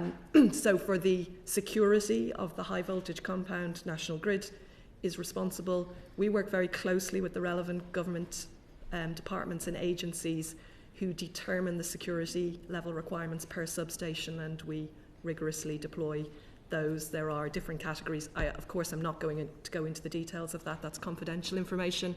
But we apply the standards that are provided for the rating of the substation, including North Hyde, which was secure. Then the low voltage compound is operated by the distribution network, and they will be responsible for the security of that. And we operate to the same standards in terms of making sure our sites are kept secured throughout our network. So in terms of the practical management of site security, I appreciate you can't go into details, and I'm not privy to the details of the provision at Bacton Gas Terminal, for instance, but I'm aware that that is a site of national security and it has multiple stakeholders, including military police on patrol at all times. Yeah. It sounds like you, commercially, as an operator, are responsible for the security. You don't get extra support from any of the law enforcement or security agencies at that site. Again, I won't go into the details, but we do have different ratings and different provisions given the criticality of substations, and we apply them exactly as we're advised and discussed with the right departments. Yeah. I mean, we're bordering on issues that may be questions for the Joint Committee on National Security, which I think, Bill, you sit on, but because I do want to go back now to the business continuity planning at Heathrow, if that's okay with colleagues. Catherine. Thank you. We heard earlier that the failure of this substation, being one of three, would, in your view, always mean that there would have had to have been the full closure of Heathrow due to safety. Is that something that was acknowledged in advance? And if so, is that something that was shared with airlines in advance, that the failure of one substation would require the full closure of the airport? It was on our risk register, as mentioned earlier. I do not believe it's a specific discussion that has been had with airlines, but it's not been a secret. It was reported to the Ministry of Transport in 2018, very specifically, that these were the issues, these were the let me bring that up. That these were the systems that were backed up by individual. Hold on, where's that? Yeah, so the systems I mentioned earlier, the CAA control tower, the airport telephone exchange, main fire systems, and so on, would be powered up by generators and uninterrupted power supply. And the comment is, in summary, this would give us capability to deal with immediate safety concerns, but not continue operations due to passenger disruption. So that was a known fact, and that was reported to the ministry in 2018. And just because I can't see that in front of me, but the point that you're saying, that means a full airport closure. Yes. When you say we cannot operate passengers safely, we cannot operate. And so was it then just considered that the risk is so low that it was worth taking in that sense? Because I think obviously this was a specific fire, but I think as Mr. Wicking has raised, there will be other potential threats to substations. Yes, and they are of course considered, and Mr. Wicking mentioned a specific example which I'm well aware of, and we did a full security scan of all our, this is a much smaller substation we're talking about. It's not the kind that we are talking about that went on fire. And we did a full security scan together with the relevant police authorities and made sure that security for those areas live up to the standards that are there. This was a theft of copper, but of course we need to consider anything that could disrupt our operation. Considering the range of possibilities that could take out a substation, do you think that it is appropriate for nationally critical infrastructure that risk is one that is deemed enough of a risk to take that gamble? I think that as a customer of the power companies, we need to be able to rely on the contracts that we make. And as I said, that's true for water, that's true for fuel, that's true for many other things. That said, we of course consider all the risks that could hit the airport, irrespective of who is responsible. That is our responsibility, to look at all those risks. And that is what we have done. And that's why we had a playbook that said, how do we handle such a situation, which is highly unlikely and which shouldn't happen and which is unprecedented. And in that situation, that was the solution that we have to bring us safely back to full operation on Saturday morning. Does that mean we're left in a situation where the risks that were taken, the planning that was put in place, is one that means that passengers and the airlines are having to pay for that risk? In what sense, sorry? Well, obviously, I think a lot of passengers pay for the consequences of that risk. The balance is, and will always be, and I think that is what we should discuss in the Kelly review and in the NISA review, what is the right balance of those two concerns, which is investment cost. And as you can, Mr. Wicking said, Heathrow is a costly airport. There are many good reasons for that. It costs twice as much to construct in London as the average of the rest of Europe. So just building in London is twice as expensive, or 94% more expensive, than it is for airports in the rest of Europe. So there are good reasons why Heathrow is more expensive. But our job is, of course, to try to balance those together with our airlines. And I don't think any of these resilience issues have been kept a secret to airlines, to make sure that we operate the correctly risk-balanced airport, taking into consideration the resilience, the likelihood of an event, and the cost of the resilience. Scott, did you have a quick supplementary on something Thomas just said? Yeah, just as an aside, you mentioned that you wrote to the Ministry of Transport in 2000. You mentioned that you wrote to the Ministry of Transport in 2018 around the nature of the power connection to the airport. Did you receive or expect a response to that? I don't think there was a response to this. This was a questionnaire that was sent out by the ministry and responded to that. Okay. Right. Wicking Chair was hoping to come in. Oh, sorry, Nigel. I just wanted to come back on that sharing of information. As I mentioned earlier, I raised the risk with Heathrow myself off the back of other events and recognising the potential impact. In terms of cost, this has cost the airline 60 to 100 million pounds. It's difficult to actually quantify yet, but it's cost a lot. And Heathrow, in its conditions of use, absolves itself of any liability.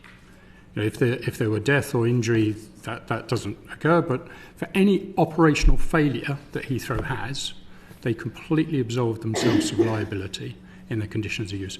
The airlines refute that every year in the conditions of use publishing, but by flying into Heathrow, you accept the conditions of use. No one signs it, but by flying into Heathrow, you accept it. So you have to accept the clause of no liability to Heathrow. So firstly, unacceptable that hadn't been shared with us in terms of the detail of what risk appetite they had to take on substations. And secondly, we suffered all the cost out of this, and clearly the passengers in particular did. So just for absolute clarity, is your view that you weren't aware and the airlines weren't aware that the failure of a substation would have meant the closure of Heathrow? No. Thank you. On that point, I would obviously like to come back to the committee. I've been in position for a little more than a year, but I don't see any reason why this information should not be shared. I would also like to say the substation that is mentioned is very, very different from the substations that we are talking about here.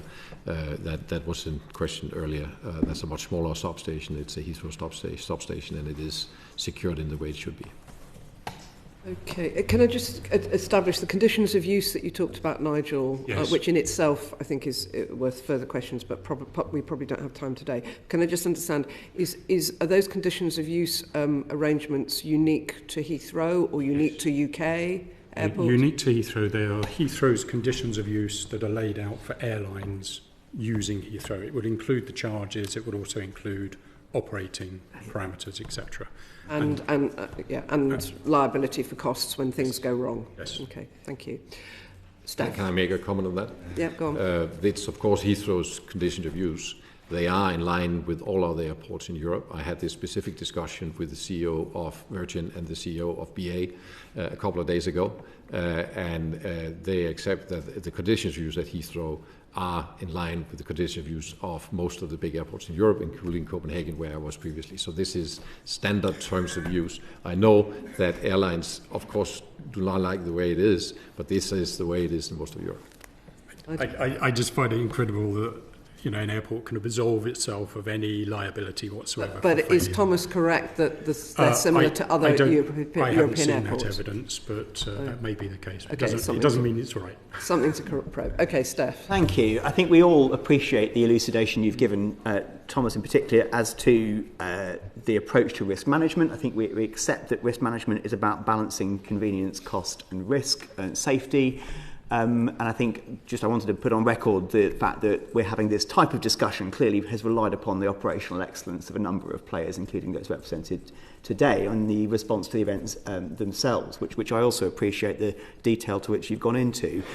I do appreciate, Thomas, that you're a business, you've got commercial confidentiality, duty to shareholders, etc. I'm keen to understand a bit more about how the balance sheet reflects the approach to risk management. How much is spent each year, not on the fun stuff that brings in more passengers, but on the boring stuff, the maintenance side of things. And just to sort of draw people's attention, we found a report by a consultancy firm called Jacobs in 2014, which did connect the potential for power outage, even briefly, to have very significant effects across the entire airport.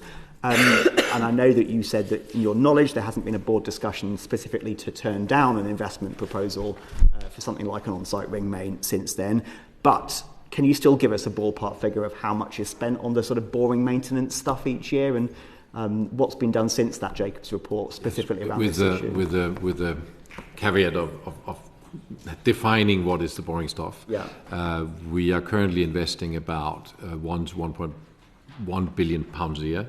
Yeah. At least half of that about goes into maintenance improvement of the current airports. So you can say we're looking at least £500 million currently going into what you describe as the more boring stuff. So the £1 billion sort of on-site ring main thing, that's sort of it's a large, very large investment, but it's not sort of logarithmically out of step with what you're spending, for example, in a typical year on this sort of thing. No.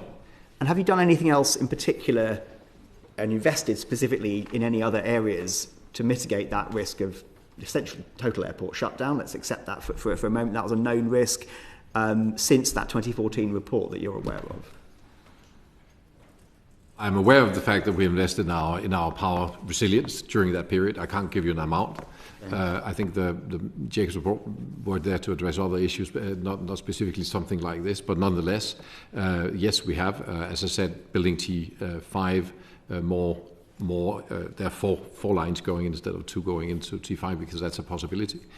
So more has been done, yes. If you like specifics on that, I'd like to come back to you on that. That would be very helpful, thank you. And can I just add a supplementary to my own question, if I may, to Alice, I think, and probably also to Eliane. Like, you've got a service level arrangement, you've got resilience, which unfortunately failed in this instance because of the unique nature of this fire and the consequences on that one site. Like, what proportion of the amount that you're taking in revenue per year do you actually have to spend on making that infrastructure work to deliver that enhanced resilience requirement?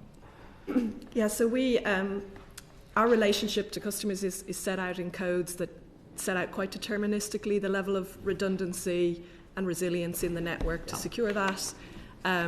And as we've discussed, power did remain available in the area throughout the incident as a result of that inherent redundancy in how the system is designed. We consistently achieve 99.59s of reliability on the transmission network.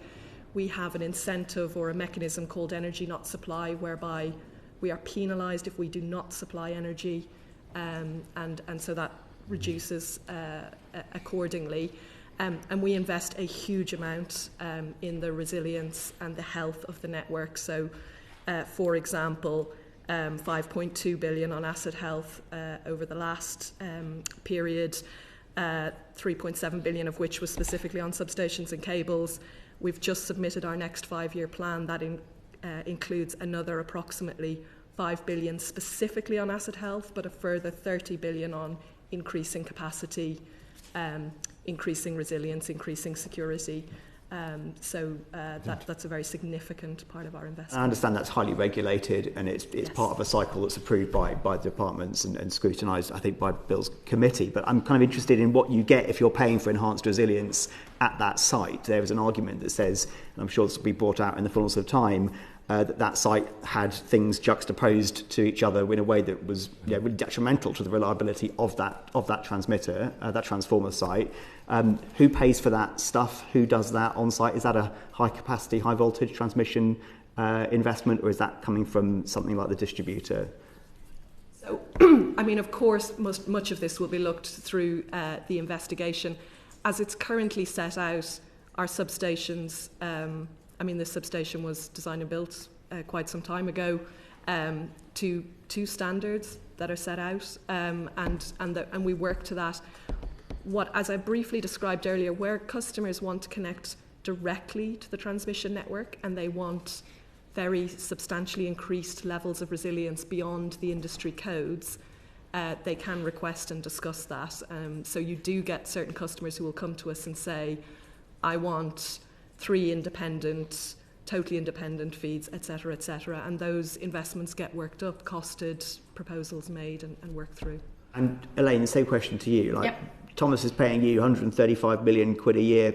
Some of that's for juice, but some of that's also for the stuff you've got to do to keep the lights on. How does that work? How much are you spending in that sort of area? It's important to set the context. So as a DNO, we connect to the transmission network via grid supply points, where there are supergrid transformers which convert 400 kV, 275 kV to 132 and 66 kV.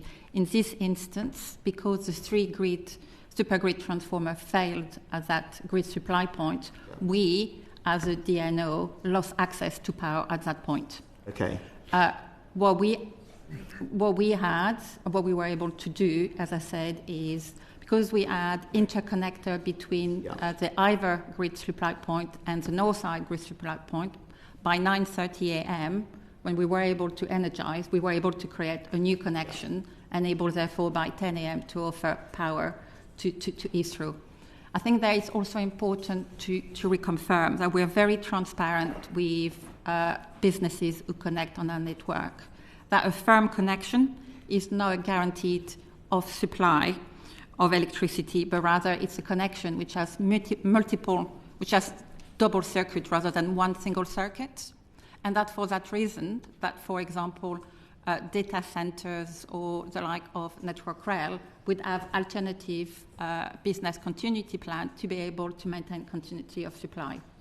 So, and also important to stress that for our own network, we operate to very clear standards in terms of the level of resilience we have to offer and to maintain.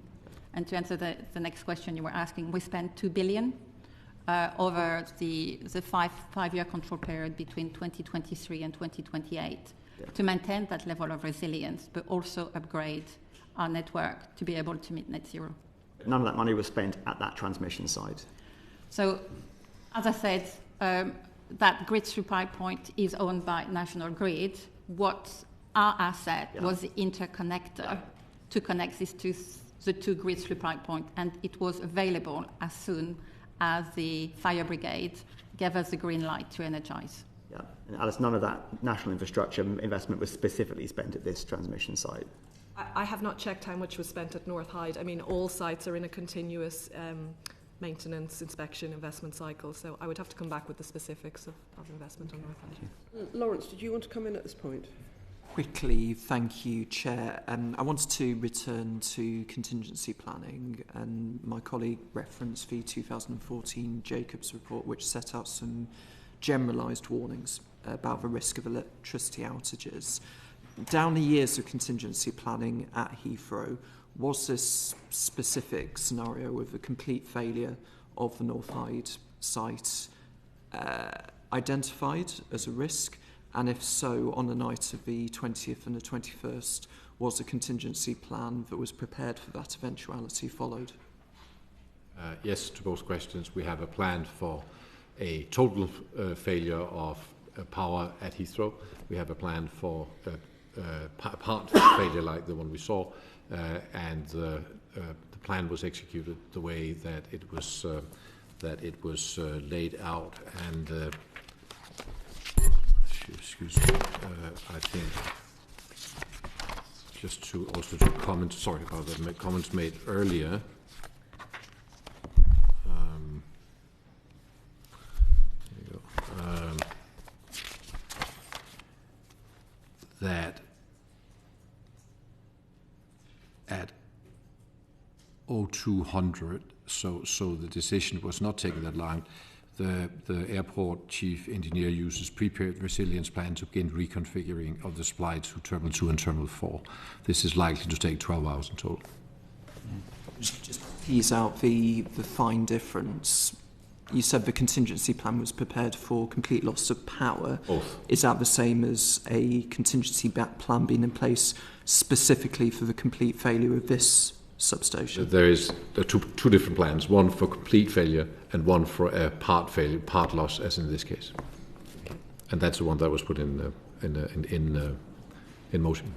Okay, I am keen to get on to the impact of on passengers and airlines, but just very briefly, Scott, you've got just a couple of questions. Yeah, so very quickly, obviously we've got the two official inquiries, one from NISO and one from CAA. Do you think these are enough to get to the bottom of what happened and what lessons we can learn? I mean, just to add to that, we also there are also investigations underway by the fire services. So I think between that combination of investigation into cause and then the NISO's review into this wider resilience impact, because as we've discussed, the cause is one topic, the full scale of the impact is another. I think we should be in a good position, and the CAA doing their work to understand the full set of opportunities to learn from this event, yes. Nigel? Welcome the CAA investigation and report. Clearly we'll want to participate with that and engage with it and understand also what it will cover in its breadth. But yes, certainly welcome it. And Thomas, you have your own inquiry, and this is, as you've referred to repeatedly as a Kelly review. Will that be published in the public domain? We have published terms of reference, and I would definitely think that conclusions would be definitely shared with the Department of Transport and also with this committee. Not in the public domain. That depends on. There could be safety and security concerns in there, and that's a matter for the board to approve. But I would definitely think that that conclusions would be shared in one way or the other. Yes. And and if these reports show that either you're poorly planned or the airport dealt with the situation poorly, will you reconsider this issue around compensation to the airlines and also passengers and your many stakeholders on site? I think that we should do. I have had that concrete discussion with both the CEO of Virgin and the CEO of British Airways, that we have agreed that the whole matter of compensation, we would actually like to have a discussion about when we know the facts, including why this fire started. We are almost 2 weeks in and we still don't know why we had a fire. So that was the agreement we made. Okay, good.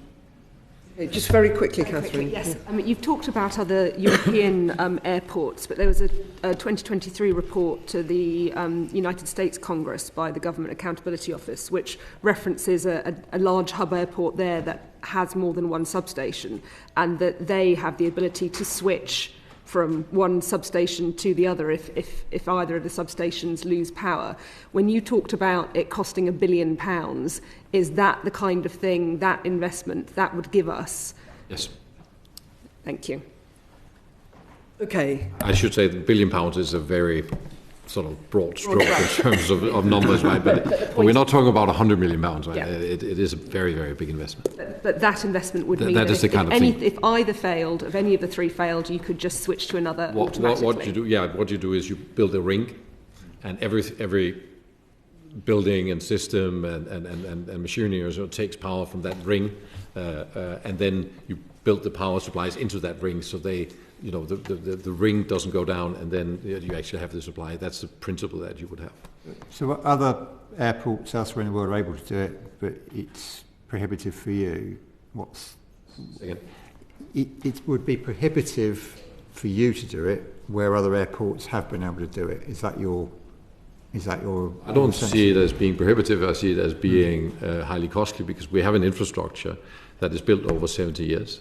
It's been built in parts and put together in parts. Yeah. Resilience, as you know, has been considered many times, and we have discussed resilience already. You've told us that. So your point is it would just be it would be that much more difficult for you. Yes, it's a retrofit, and of course it's a discussion we'd have to have with airlines, because. And in an answer to a similar question earlier to me, you said you weren't aware of whether the board had considered that spending decision in the past, and you're going to come back to us on whether the board has at any time considered but turned down that decision, I think you said. I don't think that decision has been turned down, but I would like to clarify the facts when I cannot. We'll look forward to hearing from you.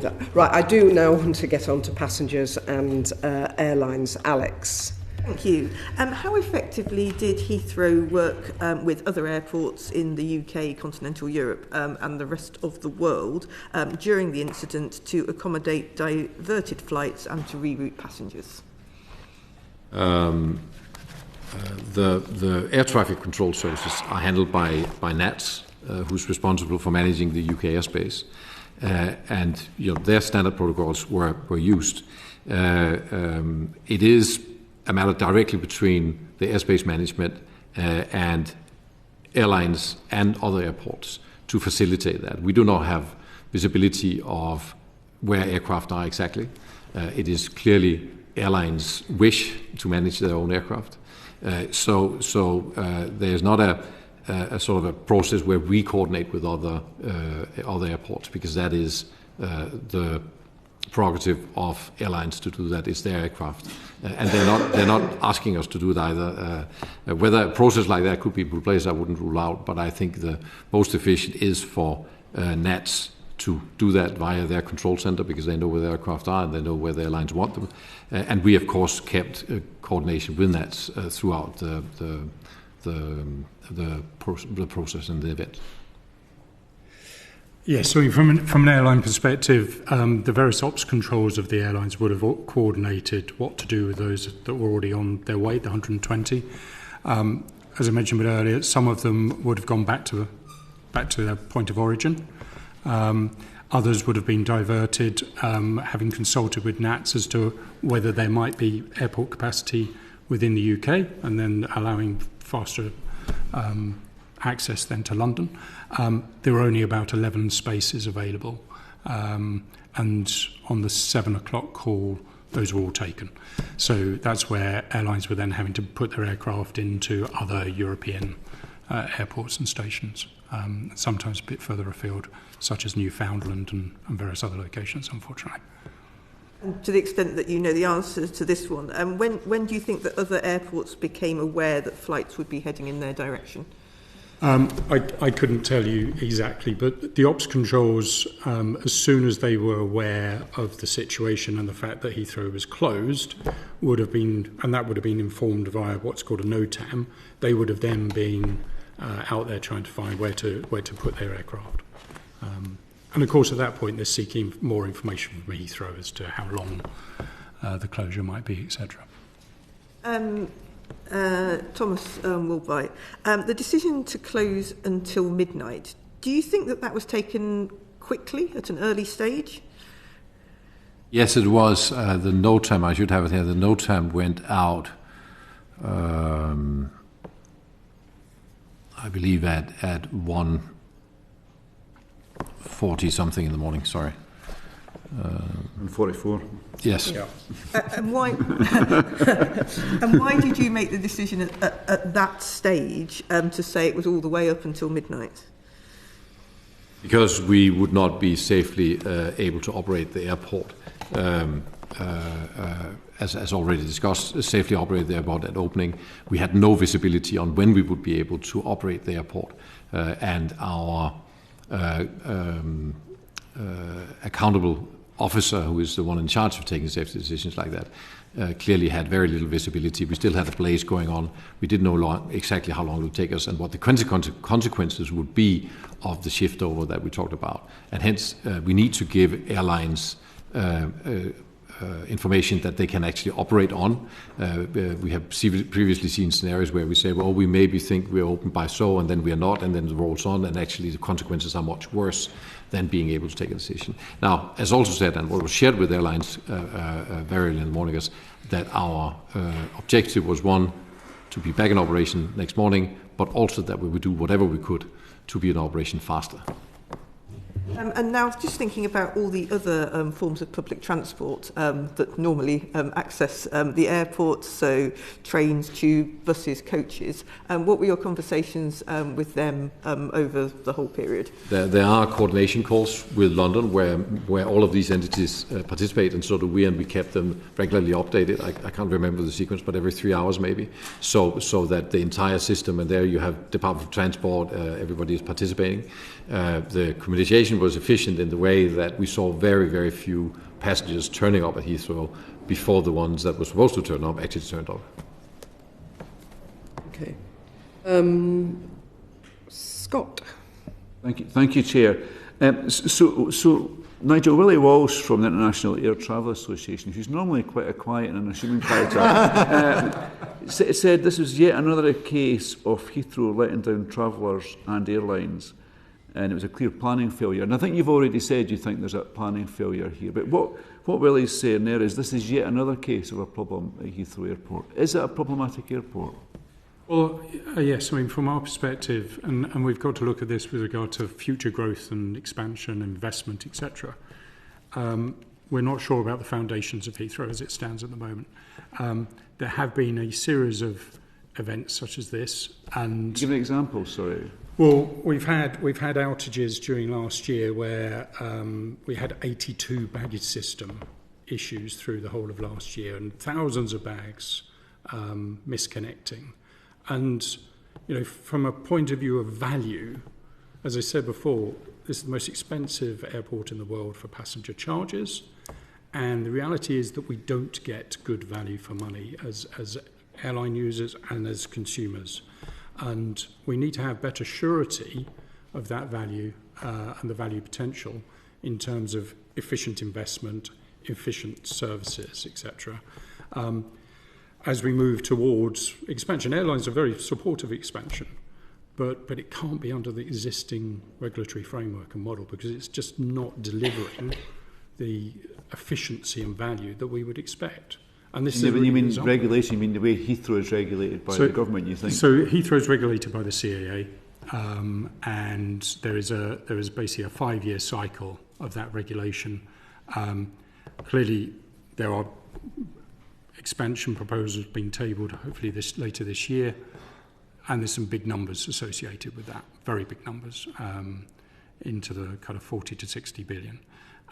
We cannot go in that direction without a fundamental review of the economic model of Heathrow, because at the moment the charges today are about £25 per passenger. That's £50 per passenger for a long haul flight. We think with rates and the business rates that could increase by another £5 to £6 in 2026. So there you're straight into kind of £30 plus. And then the next regulatory cycle, it could be another £5 to £10. The numbers are going in the wrong direction already. If we then add on 40 to 60 billion onto the regulated asset base, it just won't be affordable, and we'll have a white elephant, frankly. Willie's comment is absolutely right. We need to get a grip of this situation with Heathrow, and we need to have an airport that we can all be proud of and that really delivers great value to the economy. So, Thomas, you've been in the job for a year or so, you explained, and I guess you've come to terms with operation now. Is what Nigel's saying a fair assessment, or has he been a little bit harsh on you? I think we need to understand the context that Heathrow operates in. Heathrow is one, in terms of space, the smallest airport of hubs in Europe. Just an interesting KPI, we operate 6.5 passengers per square metre of airport.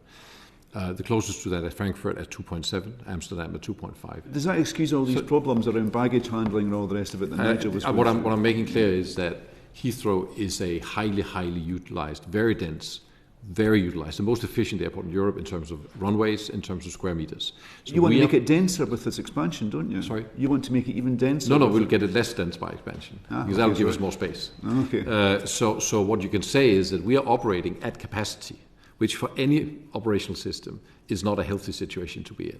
But that is where we already are. Excuse me, but you're choosing to operate at capacity. You could operate at 95% capacity. We do that, yes, but our airlines wouldn't like that because that would reduce the number of passengers, which is what we all live from. So that we are under pressure all the time to accommodate more passengers in our system and more flights in our system. We operate the number of flights to basically 100%, and passengers, we do as much for our airlines to accommodate as many passengers as possible. Don't forget, on that point, we're totally aligned as airport as passengers. Now, if we were to reduce, and there has previously been talk about that, to reduce capacity, there would be an uproar from airlines, and that's also what happened, for example, during COVID. So we are all aligned that we want as many passengers as possible. You can say the short answer is that we should have expanded Heathrow many years ago. That is, I think, the short answer. We are operating at a very, very, very high level of efficiency, and of course we're working with the airlines to make that and to make that an experience that is as efficient for the airlines as possible and as pleasant for the passengers as possible. Now, since I came, I put in place a strategy that specifically talks about value for money, that we want our airlines to perceive better value for money. Are there ways we can do that? I hope so. But as I said, expanding Heathrow, if we want that additional value for the society, getting another runway is really the only solution, because at the current time we're running at basically 100%, and as you know, when you run a system at 100%, you wear it down faster, and your likelihood of getting failures is bigger, and we're working every day with our airlines to minimise that. Right, so just to close off one last point as well, and I think it's been touched on earlier, is around the communication with airlines during this event. And so some of them have said that you're quite slow to respond, and the airport wasn't good at keeping up with the data update. And Nigel did give that example of a Teams call with 1,000 people on it, which sounds horrendous, but I guess you were in uncharted territory. Is there lessons that can be learned through how you communicate? And do you acknowledge some of those concerns about how airlines didn't always feel they're in the loop? Points. I have received personally only very positive feedback for our communication. All our airlines, some of them have written to us and said the communication that was given to airlines during the incident was first class. And that is these calls. It is correct, during one call we maxed out more than 1,000 people. We have rectified that already. That will not happen again. So that is the feedback we received. If there's concrete examples on how we can improve that, of course we'll take those in and we'll invite that from airlines. And it's part of the 5-point plan that I presented that specifically we will talk about with airlines. Is there immediate learnings from this that we can put into action? Absolutely. Do you want to come back on that very briefly, Nigel? Yes, thank you. Clearly, airlines have a duty to communicate to their customers and tell them what's going on. They set up their call centres and other infrastructure to make sure that they kept in touch with the consumers.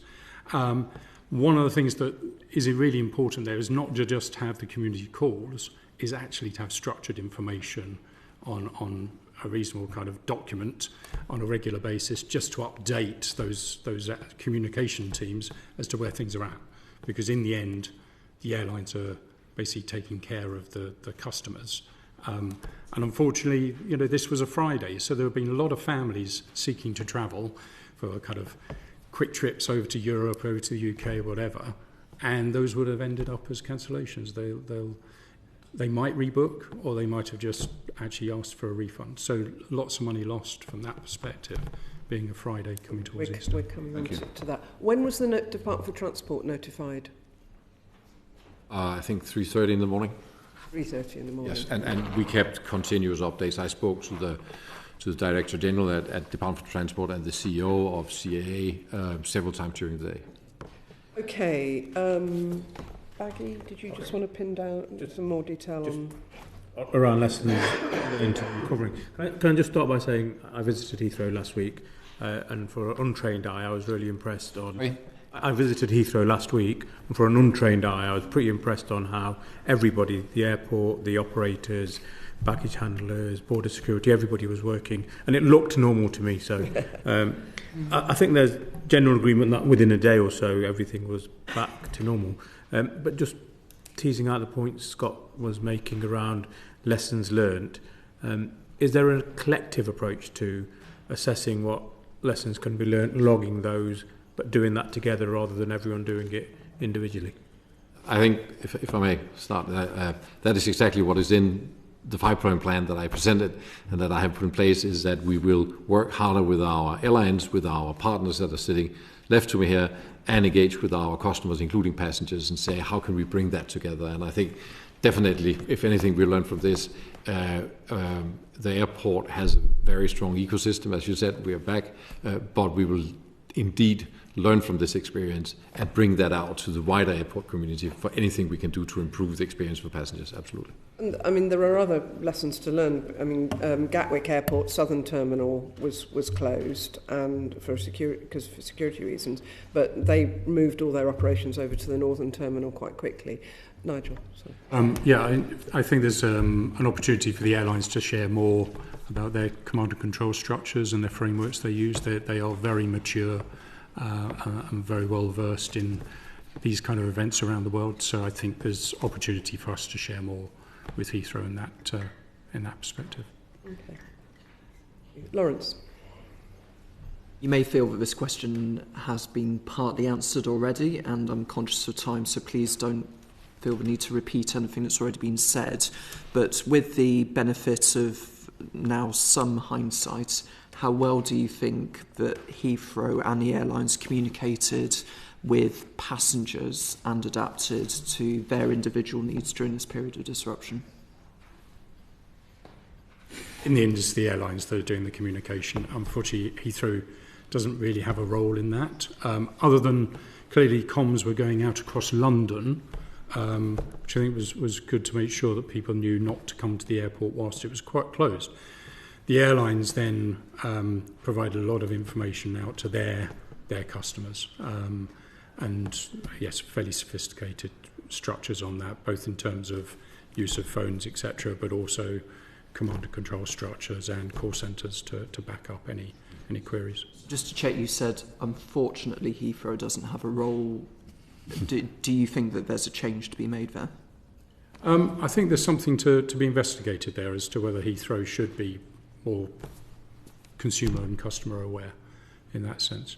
I mean, there's often conversations that it's Heathrow's customers and there's the airline's customers, but in the end, the travelling public, and we need to make sure that all the appropriate parties are communicating with that community, and they're well informed as to where things are going to be. Would you like to respond to that? Yes, I think, first of all, I like to look at the outcome. Was communication effective?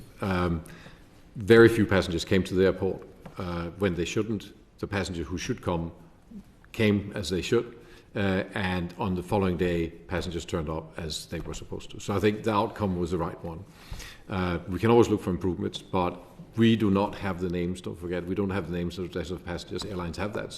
And I don't think airlines would want us to get involved in the communication with passengers, to be honest. They do that. So we communicate to the airlines, and airlines decide what to communicate to passengers.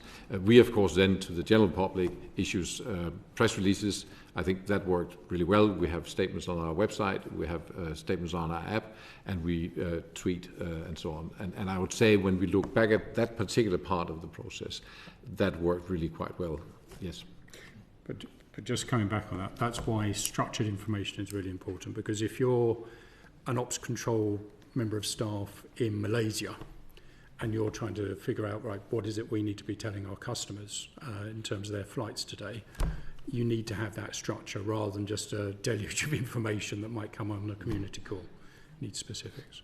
2 questions on compensation for passengers. The first is that while some people will be reimbursed for cancelled journeys, most passengers will not be entitled to compensation.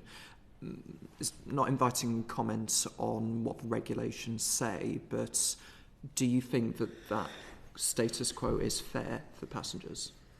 I think in a circumstance where it's completely out of the control of the airlines will make sure that the individual has food, drink, where necessary accommodation, and they're also then obliged to make sure that they are either refunded or rebooked. And that's what was provided in this particular occasion. I don't think it's fair on the airlines to then pick up on compensation for a situation they didn't cause, and normally that's clearly an issue with regard to acts of God, and in this case it was a supplier that had failed. So yeah, that's the perspective. Have you done with your questions? The second part was on that issue, which has just been touched on, which is on delay attribution. Yes. There are other parts of the transport sector, I'm thinking particularly about the railways, where delay attribution is perhaps better understood. Do you think that there is a need for change in that area? I think there's opportunity to have that considered within the CAA review. Certainly with regard to this circumstance, it's very clear that it's the supply of the airport provision that's failed. It does take me back to the issue of who's liable in that kind of situation. And from our perspective, the liability sits with the airport and their suppliers. And on that, is Heathrow going to seek compensation from the suppliers? I think there we're back to knowing what actually happened. When we know what actually happened, we will have a position on that. Okay, can I come back to something that Nigel raised earlier, and that's the high charges that airlines are paying. Do you think that the CAA's economic regulation powers of Heathrow and other airports, do you think the infrastructure failures at Heathrow are a product of the form of regulation that we have? Partially, yes. From our perspective, Chair, the concern we have is the current regulatory framework incentivises to get as much money onto the regulated asset base, which obviously we can share kind of detail of what that means at a later stage.